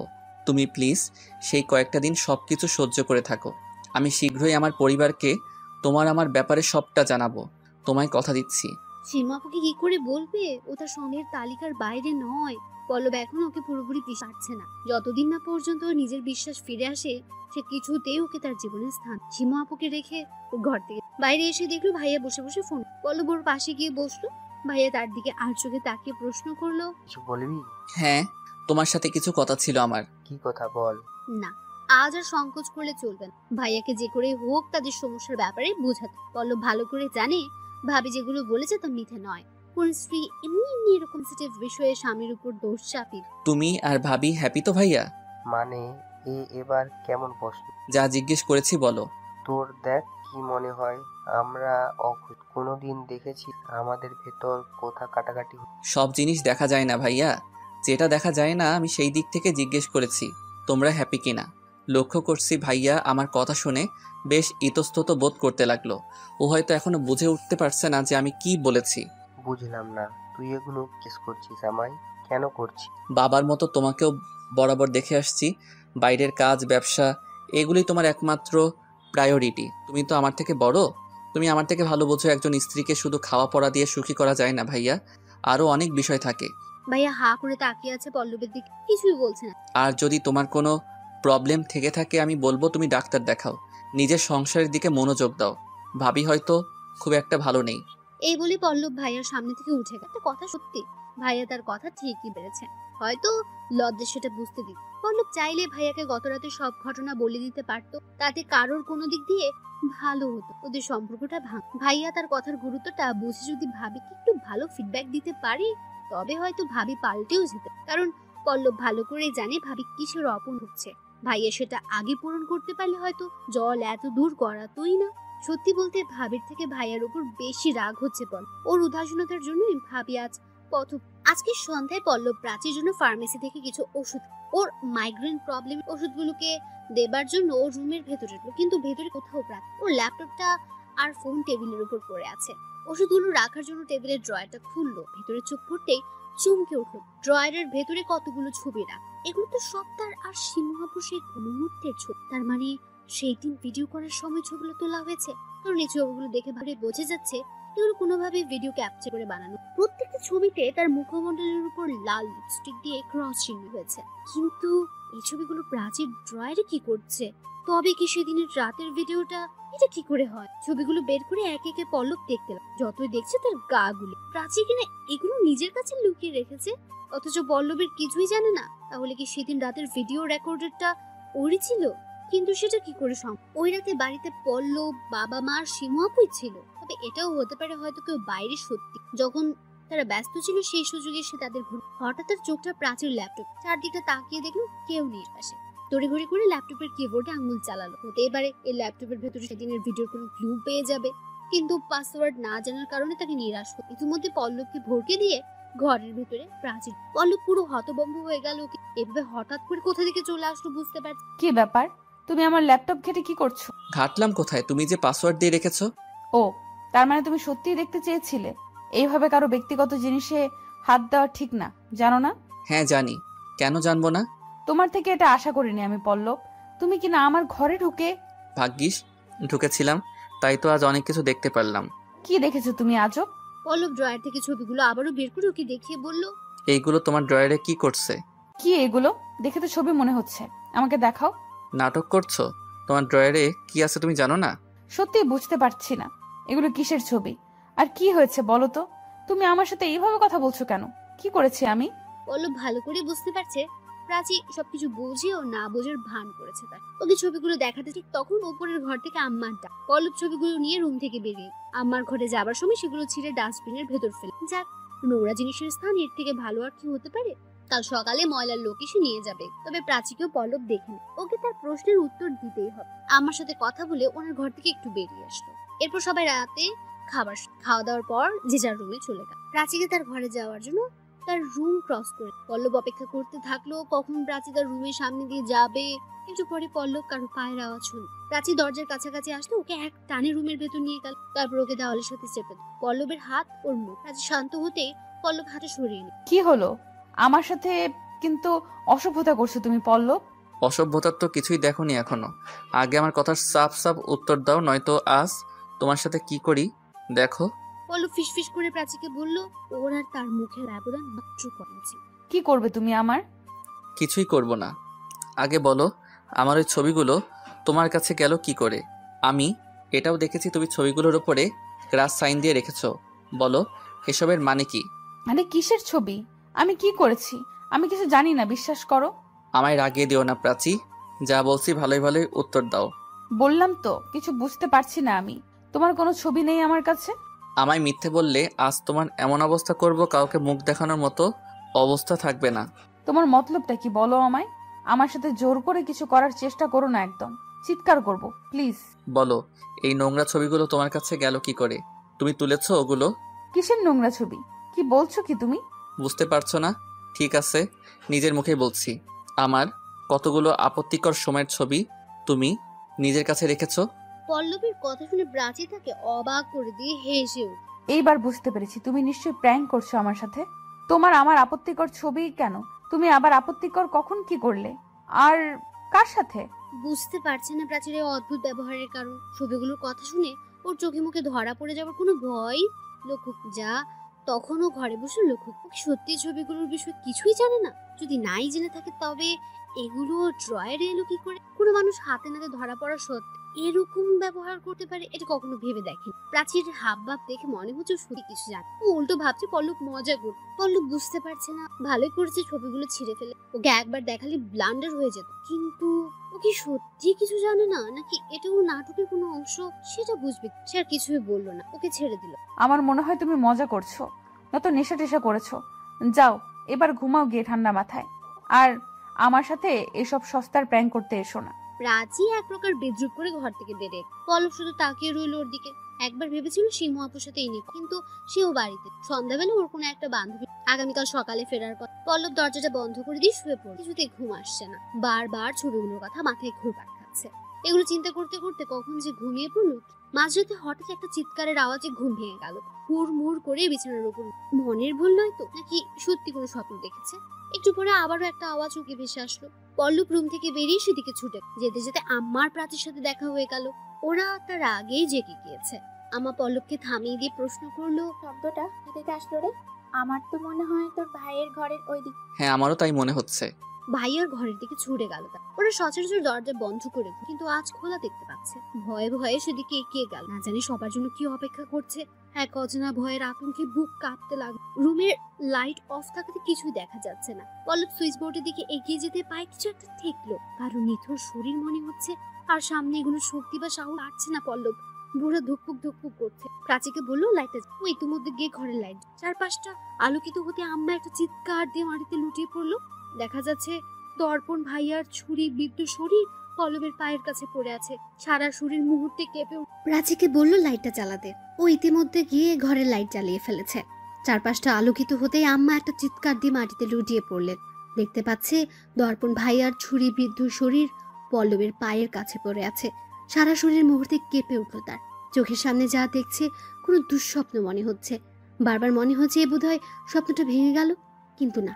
সে ধীরে ধীরে বুঝতে পারলো যা ঘটছে সবটাই সত্যি। কেউ ভাইয়াকে খুন করতে এসেছিল। ভাইয়ার হার্টবিট এখনো শোনা যাচ্ছে। আশাহত মনে একটু হলেও আশার সঞ্চার হলো তার। এদিকে আম্মা জ্ঞান হারিয়েছেন। প্রাচী তাকে নিয়ে খাটের উপর শুইয়ে দিল, আর চোখে মুখে পানি ছিটিয়ে জ্ঞান ফেরানোর অনবরত চেষ্টা চালিয়ে যাচ্ছে। ইতিমধ্যে ঘরের ভেতর থেকে কোথা থেকে ভাবি ঢুকে পড়ল। পল্লব পেছন থেকে তার চিৎকারের আওয়াজ পেল। শুধু এত কিছুর ভেতরে ভাবির কথা মাথা থেকে বেরিয়ে গিয়েছিল। জানে না কোথা থেকে হঠাৎ হাজির হলো সে। ভাবি এসে ভাইয়ার দেহের সামনে লুটিয়ে পড়ল। দর্পণ, এটা কি হয়ে গেল তোমার? কে তোমার এত বড় সর্বনাশ করলো বলো আমায়? ভাবি প্রলাপ শুরু করে দিয়েছে। পল্লব ভাবিকে প্রশ্ন করলো, তার আগে বলো তুমি এতক্ষণ কোথায় ছিলে? আমি আর কোথায় যাব? বাথরুমে গিয়েছিলাম, কিন্তু এইটুকু সময়ের ভেতরে কি হয়ে গেল এটা? ভাইয়াকে হাসপাতালে নিতে হবে। ওর হার্টবিট শোনা যাচ্ছে। এখনো সবকিছু শেষ হয়ে যায়নি। পল্লব লক্ষ্য করলো ভাইয়া বেঁচে আছে। এটা শুনে ভাবি যেন অবাক হয়ে গেল। তার চোখ মুখের এক্সপ্রেশন কিরকম যেন লাগছে তার। কোনো কিছুই স্বাভাবিক মনে হচ্ছে না। এই মুহূর্তে নিজেকে ভীষণ অসহায় মনে হচ্ছে। বাসায় আব্বাও নেই। পুরুষ মানুষ বলতে সে একা। আম্মার অবস্থা খুব একটা ভালো নয়। পারিপার্শ্বিক পরিবেশ পল্লবকে কিং কর্তব্যে বিমূঢ় করে দিয়েছে। এরপর ধীরে ধীরে নিজেকে সামলে নিয়ে অ্যাম্বুলেন্স নাম্বারে কল দিল। কেন জানে না, কোনো কিছুতেই কানেকশন পাচ্ছে না সে। হঠাৎ গুঞ্জনের কথা মাথায় আসলো তার। ওর বাড়ি হাসপাতালের কাছে। আর এক মুহূর্ত দেরি না করে ওর নাম্বারে কল দিল। একটু পরে ও ফোন রিসিভ করলো। কি খবর? এত রাতে ফোন দিয়েছিস কেন? এত কথা বলার সময় নেই ভাই। তুই তাড়াতাড়ি একটা অ্যাম্বুলেন্স ম্যানেজ করে আমাদের বাড়িতে আয়। অ্যাম্বুলেন্স? কেন রে, কি হয়েছে? ভাইয়ার অবস্থা খুব খারাপ গুঞ্জন। জানি না ওকে বাঁচাতে পারবো কিনা। তুই আর একটাও কথা বলিস না। যত তাড়াতাড়ি পারিস চলে আয়। আচ্ছা, আমি আসছি। তোর আলাগে রাখতে থাক, চিন্তা করিস না। গুঞ্জন ফোন কেটে দিল। এদিকে আম্মারও জ্ঞান ফিরেছে, যদিও তার মুখ থেকে কোনো শব্দ বের হচ্ছে না। মাঝে মাঝে ভাইয়ার নামের অস্পষ্ট উচ্চারণ শুনতে পাচ্ছে পল্লব। ভাবি সমানে কান্না করেই যাচ্ছে। এ সময় প্রতিটা সেকেন্ড কয়েক ঘন্টার মতো মনে হচ্ছে পল্লবের কাছে। নিজের মৃত্যু পথযাত্রী ভাইকে নিয়ে অপেক্ষার প্রহর গুনছে। কখন অ্যাম্বুলেন্সের আওয়াজ শুনতে পাবে, না জানে কখন ওর প্রাণটা চলে যায়। এ ভয়ে শরীরটা কেঁপে উঠছে বারবার। তারা সবাই মিলে ভাইয়াকে অ্যাম্বুলেন্সে তুললো। ভাবিও হাসপাতালে যাওয়ার জন্য কান্নাকাটি করতে লাগলো। তারা আম্মাকে বুঝিয়ে হাসপাতালের উদ্দেশ্যে রওনা দিল। রাজেককে দায়িত্ব দিয়ে গেল যেন ও আম্মাকে সামলে রাখে। আব্বাকেও ফোন করা হয়েছে, হয়তো কালকের ভেতরে চলে আসবে। পরের দিন সকালবেলা ভাইয়ের অপারেশন সম্পন্ন হয়েছে। এখনো জ্ঞান ফেরেনি ওর। 24 ঘন্টা না পেরোলে ডাক্তার কিছুই বলতে পারছে না। পল্লব বাড়িতে প্রাচীন নম্বরে কল দিল। প্রাচী আম্মা কেমন আছে? এখন মোটামুটি সুস্থ। বারবার ভাইয়ার কথা জিজ্ঞেস কর। আচ্ছা, ভাইয়ার কি অবস্থা এখন? অবজারভেশনে আছে। 24 ঘন্টা না কাটা পর্যন্ত ডাক্তার কিছুই বলতে পারছে না। তুমি একটা কাজ করো। কি কাজ? আম্মাকে বলো ভাইয়া মোটামুটি সুস্থ আছে। আর যদি এখানে আসার জন্য জোরাজোরি করে, বলবে ভাইয়া সুস্থ হলে আমি নিজেই গিয়ে তাকে নিয়ে আসবো। ঠিক আছে, সাবধানে থেকো তোমরা। ফোনটা রেখে চারদিকে তাকাতে লাগলো। কোথাও ভাবিকে দেখতে পাচ্ছে না। পল্লব আর একটু সামনে গিয়ে তাকে খুঁজতে লাগলো। হঠাৎ হাসপাতালের করিডোরের দিকে দৃষ্টি গেল তার। ভাবি কারোর সাথে ফোনে কথা বলছে। পল্লব তার পেছনে দাঁড়িয়ে আছে। ভাবি এখনো বুঝে উঠতে পারেনি। পল্লব বুঝতে পারছে না কার সাথে এইভাবে ফিসফিস করে কথা বলছে। যার স্বামী কিনা মৃত্যুর সাথে পাঞ্জা লড়ছে, সে এইভাবে নিশ্চিত ফোন আলাপে ব্যস্ত থাকে কি করে? বড্ড অদ্ভুত লাগছে ব্যাপারটা। পল্লব ভাবির দিকে এগুতে থাকে। আর একটু কাছে যেতে ভাবি তার উপস্থিতি টের পেল। ফিরে তাকালো পল্লবের দিকে। এ কি, তুমি এখানে কি করছো? আমি কি করছি সেটা না জানলেও চলবে। আগে বলো তুমি কি করছো? ফোনে কথা বলছিলাম। সেটা তো আমিও দেখতে পেয়েছি। কার সাথে কথা বলেছো? বাড়িতে বাড়িতে থেকে কল এসেছিল। তো বাড়ির লোকজনের সাথে কথা বলার জন্য এই জায়গায় আসার কি দরকার? আমার সামনেই বলতে পারতে। মানে তুমি কি দেখছি পুলিশের মতো জেরা শুরু করেছো আমায়? আমি কাউকে জেরা করছি না ভাবি, তবে পুলিশ অবশ্যই করবে। আর একটা কথা শুনে রাখো, যে আমার ভাইয়ের এত বড় একটা ক্ষতি করলো তাকে কিন্তু এত সহজে ছেড়ে দেব না আমি, তাতে সে যেই হোক না কেন। ভাবি পল্লবের কথা শুনে কাচুমাচু করতে লাগলো, আর কিছু না বলে বেরিয়ে চলে গেল। গতকাল রাত থেকে ভাবির গতিবিধি ব্যবহার কোনো কিছু ভাল লাগছে না পল্লবের, আর সবকিছু পল্লবের মনে সন্দেহের সৃষ্টি করছে। পল্লব আবারও ফোনটা হাতে নিয়ে শিমু আপুর নম্বরে ডায়াল করলো। সেই মাঝরাতের পরে একটু ফ্রি হলো সে। ওকে বিষয়টা এক্ষুনি জানানো দরকার। ওর নম্বরে ডায়াল করতে নম্বর নট রিচেবল বলছে। হতে পারে নেটওয়ার্ক প্রবলেম। আবারও কয়েকবার ট্রাই করলো, বারবার একই প্রবলেম। উপায়ন্তর না পেয়ে তারিন আপুর নম্বরে কল দিল। আপু তাদের বেশ পরিচিত, শিমু আপুর বান্ধবী। গতকাল রাতে ওরই তো বিয়ে হয়েছে। হ্যালো আপু, কেমন আছো তোমরা? আমরা ভালো আছি ভাই, কিন্তু তোমরা এটা কি করলে বলো তো? বিয়েতে আসার কথা দিয়েও কেউ আসলে না। আর বলো না, অনেক কিছু হয়ে গেছে এইটুকু সময়ের ভেতরে, পরে জানতে পারবে। আচ্ছা, তা এখন ফোন করলে কি মনে করে? শিমু আপুর কি খবর? ওকে ফোনে পাচ্ছি না কেন? ও তোমার আশেপাশে থেকে থাকলে আমার কথা বলো। শিমু কি বলছে ভাই? ও তো আসেনি বিয়েতে। তোমার তখন কি বললাম আমি বুঝতে পারোনি? আপুর কথা শুনে পল্লব বেশ অবাক হলো। কি, শিমু আপু বিয়েতে যায়নি? না, কেন? ওর কি আসার কথা ছিল নাকি? আপুর কথা শুনে মাথাটা যেন ভন ভন করে ঘুরতে লাগলো পল্লবের। শিমু আপু বিয়েতে যায়নি? তাহলে বিয়ের কথা বলে কোথায় গিয়েছে ও? আচমকা লক্ষ্য করলো কেউ তার পেছনে যেন দাঁড়িয়ে আছে। পল্লব ফিরে তাকাতে ভাবি তার চোখের আড়ালে চলে গেল। এতক্ষণ সে দাঁড়িয়ে দাঁড়িয়ে তার সব কথা শুনছিল। পল্লব আর সময় নষ্ট না করে ভাবির পিছু নিল। ভাবি পল্লবকে দেখতে পেয়ে থেমে গেল। পল্লব এগিয়ে গেল তার দিকে। কি ব্যাপার ভাবি, তুমি এতক্ষণ দাঁড়িয়ে দাঁড়িয়ে আমার সব কথা শুনছিলে তাই না? বিশ্বাস করো, আমার কোনো খারাপ উদ্দেশ্য নেই। আমি জাস্ট তোমার কথাগুলোই শুনতে চেয়েছিলাম। তাই নাকি? তা কি শুনলে? আর আরিফেতে আমার কথা শোনার কি এমন দরকার পড়লো তোমার? শিমু তারিনের বিয়েতে যায়নি, তাই না? সেটা তোমার জেনে কি হবে? কিসের এত আগ্রহ তোমার? কিসের আগ্রহ মানে? দেখো, আমি জানি শিমু একটা সন্দেহজনক কাজ করেছে। আর দর্পণ শুধু তোমার ভাই নয়, ও আমার হাজবেন্ড। ওর এত বড় একটা ক্ষতি কে করেছে সেটা আমি জানতে চাইবো না কি করে হয়? একদম নাটক করো না আমার সাথে। আমি ভালো করে জানি আমার ভাইকে তুমি কেমন চোখে দেখো। তোমার বিন্দুমাত্র সিম্পেথি নেই ওর জন্য? তুমি এটা বলতে পারলে আমায়? হ্যাঁ পারলাম, কারণ আমি তোমার আসল রূপটা ভালো করে জানি। তুমি আমার সাথে সেদিন রাতে কি ব্যবহারটাই না করেছিলে, ভুলে গেছি ভেবেছ? সিমরান ভাবি তার কথা শুনে কাঁদতে লাগলো। যদিও সবটা তার মায়া কান্না, ভালো করে বুঝতে পারছে পল্লব। একটু পরে একজন নার্স আসলো তাদের কাছে। আপনার নাম কি পল্লব হাসান? হ্যাঁ বলুন। শিমু নামে কেউ দেখা করতে এসেছে আপনার সাথে। উনি রিসেপশনে বসে আছেন, আপনাকে খুঁজছে। কি শিমু আপু এসেছে হাসপাতালে? জি। শিমু আপুর কথা শুনে পল্লব ছুটে গেল রিসেপশনের দিকে। লক্ষ্য করলো ভাবিও তার পেছন পেছন আসতে লাগলো। পল্লব আরেকটু সামনে যেতে দেখলো শিমু আপু তাকে খুঁজতে খুঁজতে এদিকে আসছে। পল্লব এগিয়ে গেল ওর দিকে। পল্লব, এটা কি করে হয়ে গেল? আমি তো বুঝতে পারছি না কিছুই। সে তো আমরাও কেউ বুঝতে পারছি না। কাল রাতে কেউ আমাদের বাড়িতে এসেছিল ভাইয়াকে খুন করার উদ্দেশ্য নিয়ে। পুলিশদের খবর দিসনি? হ্যাঁ, ওনারা সকালে এসেছিল। ভাইয়ার জ্ঞান ফিরলে জিজ্ঞাসাবাদ করা হবে। ডাক্তার 24 ঘন্টার অবজারভেশনে রেখেছে ওকে। আমি একটু দেখতে পারি? আমায় নিয়ে চল। সেসব হবে, আগে বলো বিয়ে বাড়িতে কেমন কাটলো তোমার? পল্লব দেখতে চাইছে শিমু আপু এবার কি উত্তর দেয়। ও মিথ্যে বলে বেশ সহজেই ধরতে পারবে পল্লব। আর বলিস না, আমার বিয়েতে যাওয়া হয়নি রে। জানি না, তারিন মনে মনে কি না কি বলে গালি দিচ্ছে আমায়। কেন? শিমু কি এমন ঘটালো তুমি নিজের বন্ধুর বিয়েতে যেতে পারলে না? মাঝ রাস্তায় ব্রিজ ভেঙে যাবার কারণে রাস্তা ব্লক করা ছিল সারা রাত। তখন শর্টকাট দিয়ে যাব, তারও কোনো উপায় ছিল না। তো সারা রাত গাড়িতেই বসে বসে কাটিয়ে দিলে? না, আমরা একটু পরেই বাড়ি থেকে ব্যাক করি। ভোর রাতে বাড়িতে পৌঁছে প্রাচীর কাছে সবটা শুনলাম। আমি তখনই হাসপাতাল চলে আসতাম। ওই লেট করে আসতেই বলল। গল্প দিচ্ছ না তো? দেখো, পুলিশ কিন্তু সবটা খুঁজে বের করবে, তখন কেউ বাঁচাতে পারবে না। সিমরান ভাবি, আমি মিথ্যা কেন বলবো? আর শুধু তুমি কেন, আমিও চাই দর্পণ ভাইয়া তার উপর হওয়া অন্যায়ের বিচার পাক। পল্লব শিমু আপু আর সিমরান ভাবি দুজনকে শান্ত হতে বলল। ওরা পল্লবের কথা শুনে চুপ হয়ে গেল। হাসপাতালে বসে বসে অপেক্ষা করা ছাড়া কোনো উপায় নেই তাদের কাছে। 24 ঘন্টা কাটতে হলে এখনো অনেক সময় আছে। ভাবিকে ডেকে পল্লব বলল সেজন্য বাড়িতে চলে যায়। ওদিকে প্রাচী একা আছে। ওর একার পক্ষে আম্মাকে সামলানো, বাড়ির অন্যান্য কাজ করা খুব কষ্টকর। ভাবি বাড়িতে চলে গেল। পল্লব আর শিমু আপু হাসপাতালে থেকে গেল। বিকেলবেলা পল্লব রিসেপশনের পাশে বসে আছে। শিমু আপু তার পাশে এসে বসলো। ও পল্লবের কাঁধের উপর হাত রাখলো। পল্লব ফিরে তাকায় ওর দিকে। বুঝতে পারছে কিছু বলতে চাইছে তাকে। কিছু বলবা? আমাদের সন্তানের কি কোনো সুরা হবে না? আমরা ওর সাথে কোনো অন্যায় করছি না তো? সীমা আপু এটা বলে নিজের প্যাটের দিকে তাকিয়ে হাত বোলাতে লাগলো। ওর গর্ভ ধীরে ধীরে প্রকাশ পাচ্ছে। কিছুদিনের ভেতরে সবাই বুঝতে পারবে। পল্লব এক দৃষ্টিতে তাকিয়ে রইল ওর গর্ভের। ভাবতে অদ্ভুত অনুভূতি হচ্ছে, তার সন্তান বড় হচ্ছে ওখানে। না, ভাইয়া সুস্থ হলে আর দেরি করবে না পল্লব। সবাইকে সবটা খুলে বলবে।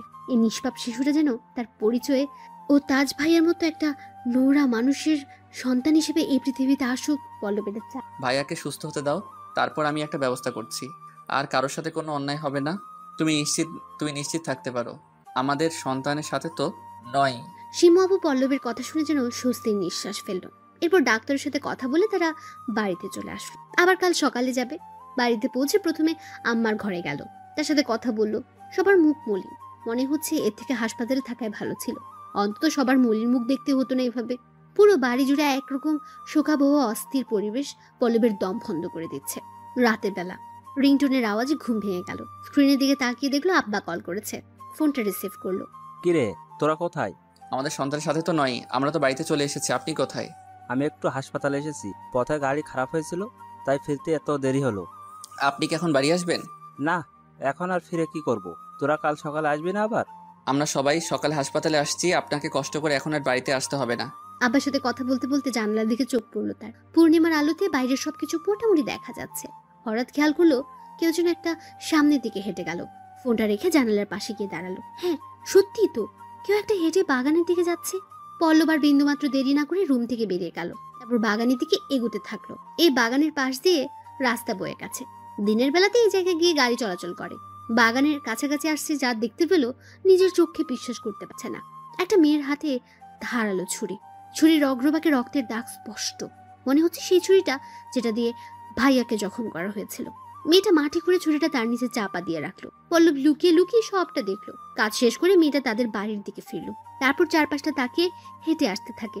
একটু কাছাকাছি আসতে তার মনের সন্দেহ সঠিক প্রমাণিত হলো। হে খোদা, যা ভেবেছিলাম, এটা তো প্রাচী। প্রাচী চারদিকে তাকাতে তাকাতে বাড়ির দিকে এগিয়ে গেল। পল্লব গিয়ে ওর সামনে দাঁড়ালো। পল্লবকে দেখে যেন ও আকাশ থেকে পড়লো। এ কি পল্লব, তুমি এখানে? ওর কণ্ঠে ভয় আর আতঙ্কের ছাপ স্পষ্ট। খুব ডিস্টার্ব করে ফেললাম তাই না? তুমি এখানে কি করছো? এই যে তুমি ছুরিটা মাটির নিচে লুকালে সেটাই দেখলাম দাঁড়িয়ে দাঁড়িয়ে। ভাগ্যিস আব্বার ফোন কলটা এসেছিল রাতে, নয়তো এত সুন্দর একটা মোমেন্ট যে মিস হয়ে যেত। প্রাচী আবারও সামনের দিকে পা বাড়ালো। পল্লব পেছন থেকে খপ করে ওর হাতটা চেপে ধরলো। কোথায় যাচ্ছ শুনি? আজ আমার প্রশ্নের উত্তর না দিয়ে কোথাও যেতে পারবে না তুমি। আমার ছাড়ো বলছি। পল্লব প্রাচীর বাহু দুটো শক্ত করে ধরে একটা গাছের সাথে চেপে ধরলো। ও চোট পেয়ে আটকে উঠলো। পল্লব ওকে প্রশ্ন করলো, বলো, এই ছুরিটা কিসের যা তোমাকে এত রাতে এসে মাটির নিচে লুকোতে হলো? আমি কিচ্ছু জানি না, বিশ্বাস করো। ছেড়ে দাও আমায়। একদম চালাকি করার চেষ্টা করো না প্রাচী। আমায় মিথ্যে বললে আজ এখানেই শেষ করে ফেলবো তোমায়। কেউ বাঁচাতে আসবে না। প্লিজ ছাড়ো আমায়, তারপর বলছি। পল্লব প্রাচীকে ছেড়ে দিল। ও ফুপিয়ে ফুপিয়ে কাঁদতে শুরু করলো। তারপর গাছের নিচে বসে পড়লো। দেখো, এখন এসব কান্নাকাটি নাটক করে কোনো লাভ নেই। তুমি ধরা পড়ে গেছো। ভালোই ভালোই সবটা স্বীকার করো আমার সামনে। বিশ্বাস করো পল্লব, আমি ভয় পেয়ে গেছিলাম। আমার কোনো খারাপ উদ্দেশ্য ছিল না। ভনিতা না করে যা করার ক্লিয়ারলি বলো। মেজাজ বিগড়ে দিও না আমার। তুমি বিশ্বাস করবে তো আমার কথা? আমি জানি হয়তো তুমি আমার কোনো কথাই এখন বিশ্বাস করবে না। কি হয়েছে আগে বলো। বিশ্বাস করার হলে নিশ্চয়ই করব। এটা কিসের ছুরি আর কোথা থেকে এলো আমি সত্যিই জানি না। মানে? আজ রাতে হঠাৎ করে মাইগ্রেনের প্রবলেম শুরু হয় আমার। তারপর যখন মেডিসিন নেওয়ার জন্য ড্রয়ার খুললাম, অমনি চমকে উঠি আমি। ড্রয়ারের ভেতরে দেখি একটা রক্তমাখা ছুরি পড়ে আছে। বিশ্বাস করো পল্লব, এটা কে রেখেছে আর কেন রেখেছে আমি কিচ্ছু জানি না। তবে আমি এইটুকু বুঝতে পারলাম কেউ হয়তো ফাঁসাতে চাইছে আমাকে।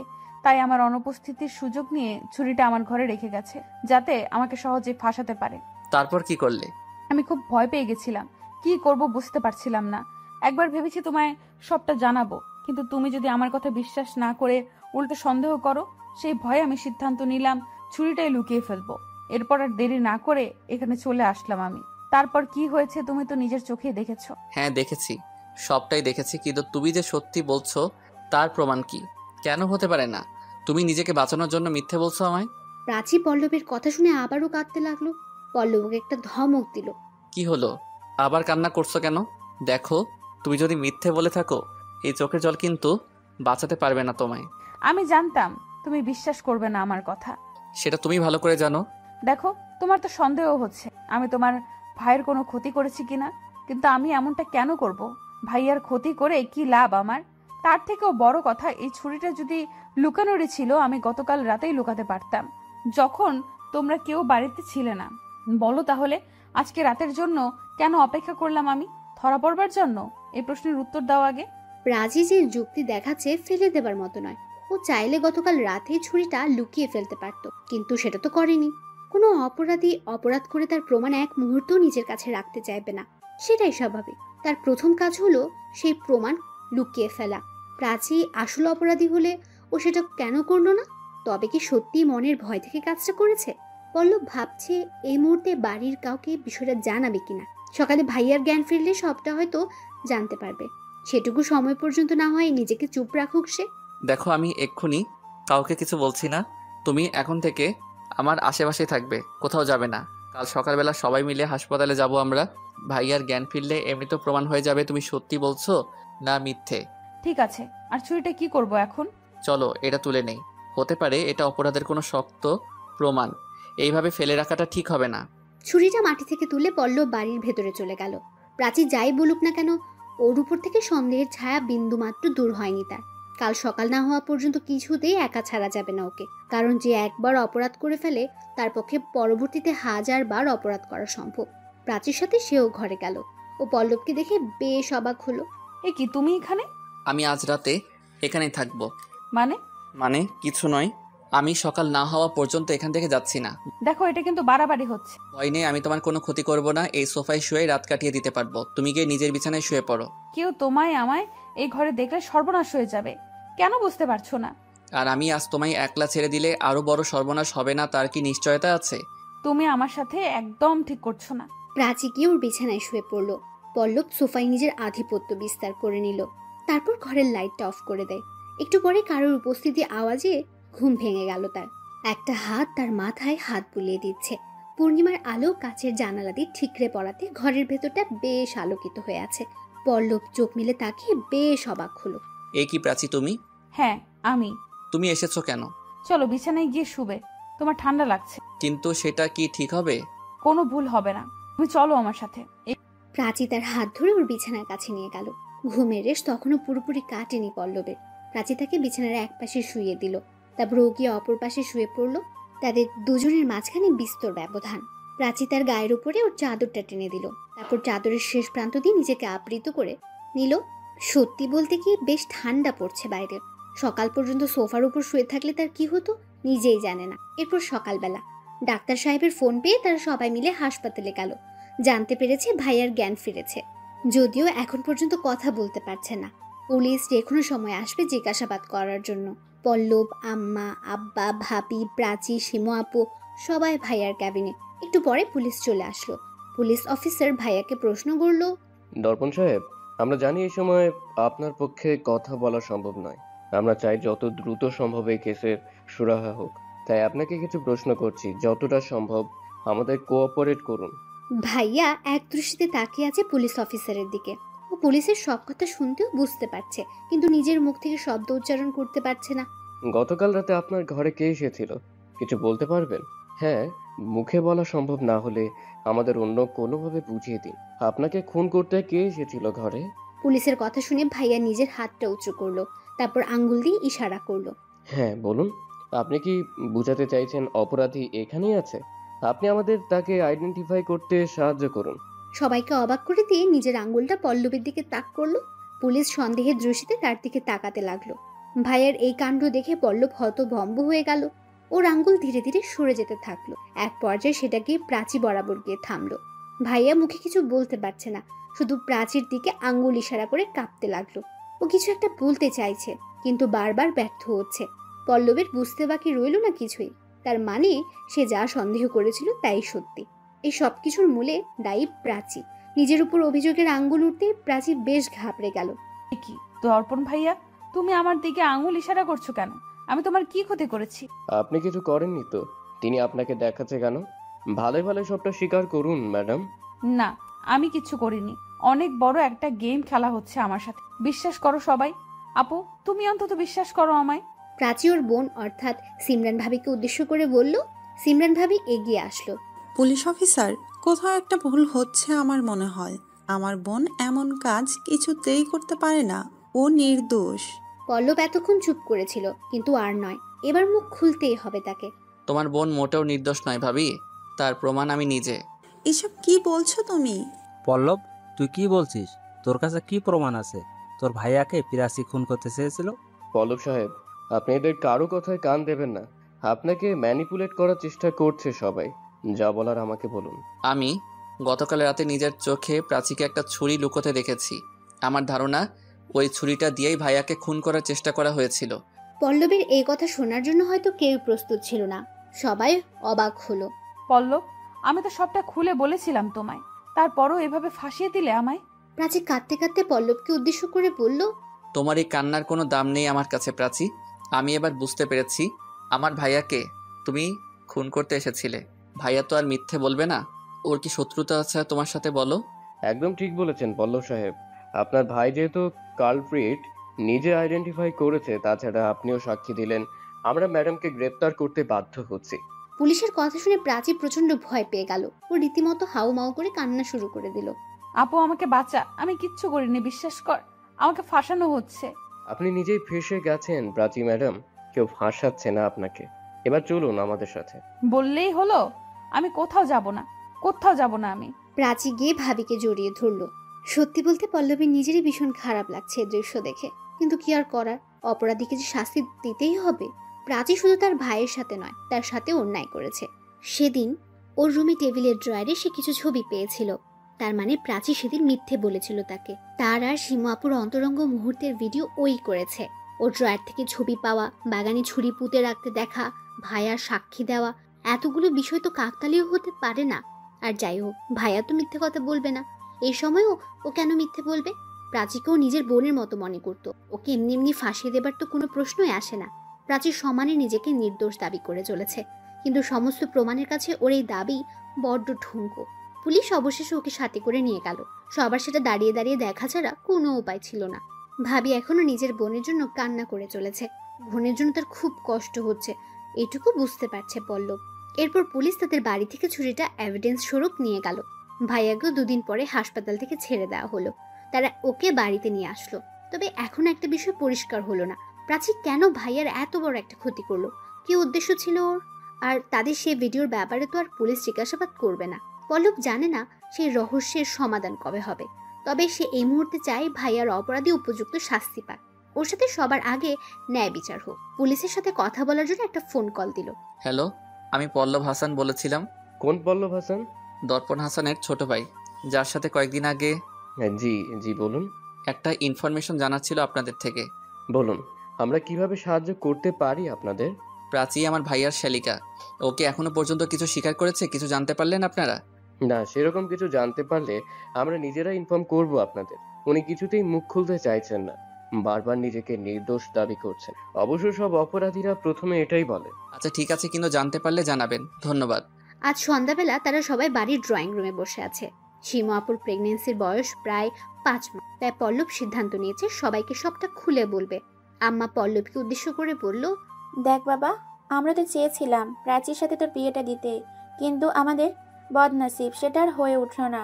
জানি না প্রাচী এমন একটা কাজ কেন করলো। ওর কি শত্রুতা ছিল আমাদের সাথে? আম্মা বাদ দাও না, আমরা ওর বিষয়ে এই বাড়িতে আর কথা নাই বলি।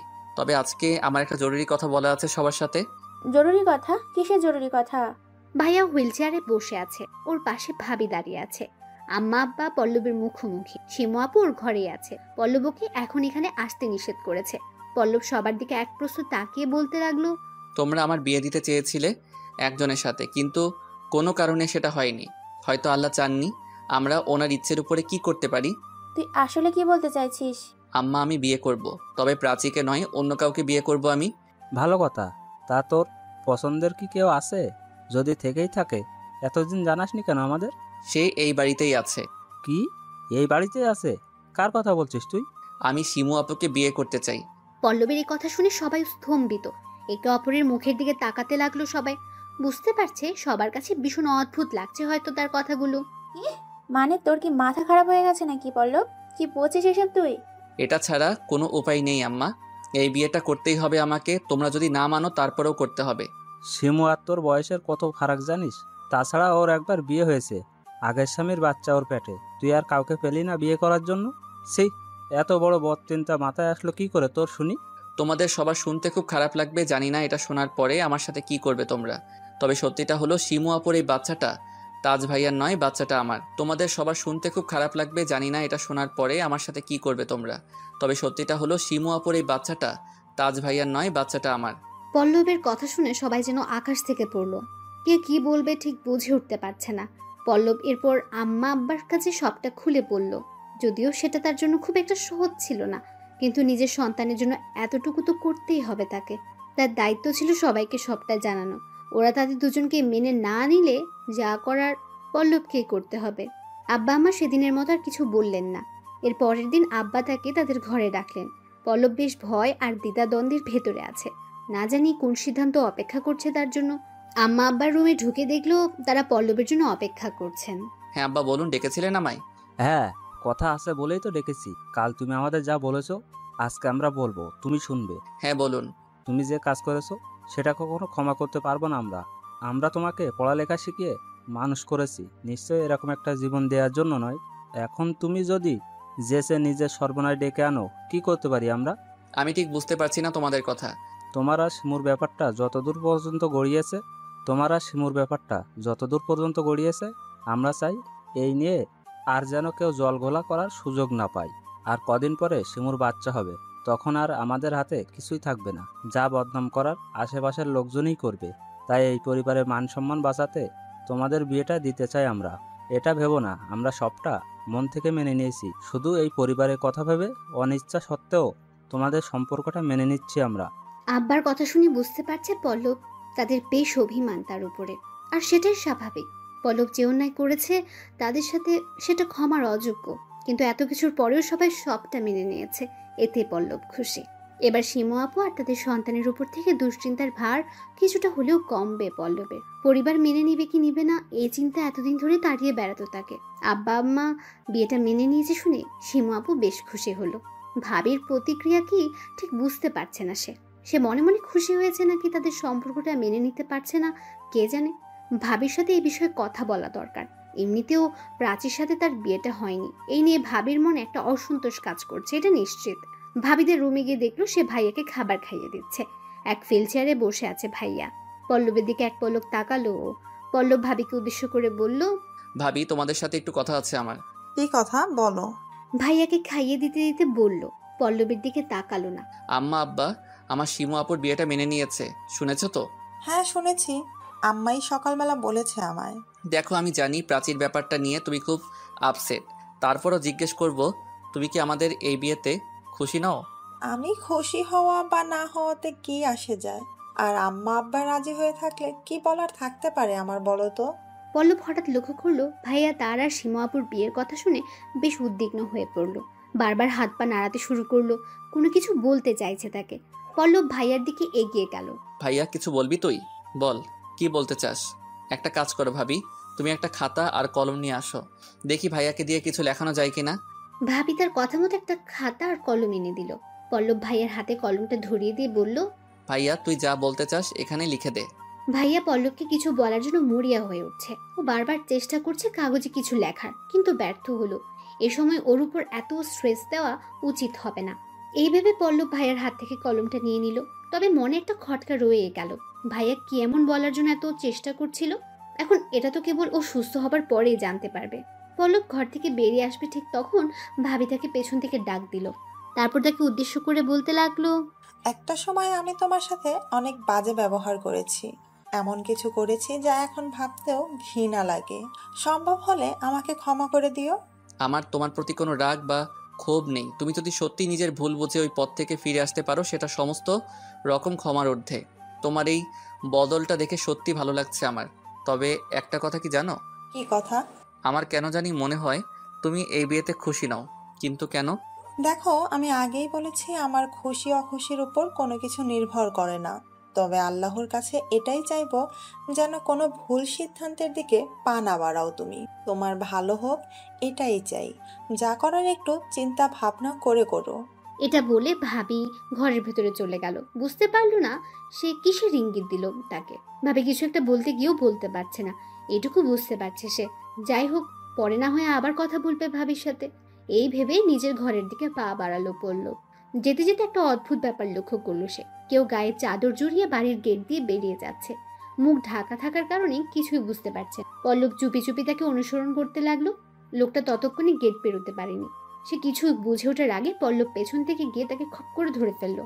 কি ভেবেছিলে আমায় ফাঁকি দিয়ে পালিয়ে যাবে? শেয়ার হচ্ছে না। তাদের ধস্তাধস্তির আওয়াজ শুনে বাড়ির সবাই বাইরে বেরিয়ে এলো।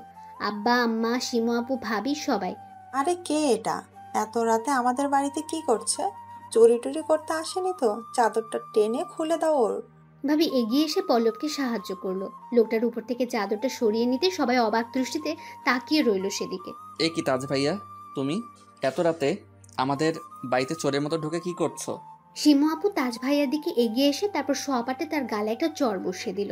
উপস্থিত সবাই চমকে উঠল শিমু আপুর এই আচরণে। তোমাকে না বলেছি এই বাড়িতে আসবে না, তারপরও কেন এলে? আমার ভুল হয়েছে, ক্ষমা করো আমায়। আর কখনো তুমি বিরক্ত করবো না। শিমু আপু, কি হয়েছে আমাকে বলো। তাজ ভাইয়া এত রাতে আমাদের বাড়িতে কি করছে? সেটা ওকে জিজ্ঞেস কর, ও কি চায় আমার কাছে। কেন জিজ্ঞেস করতে হবে?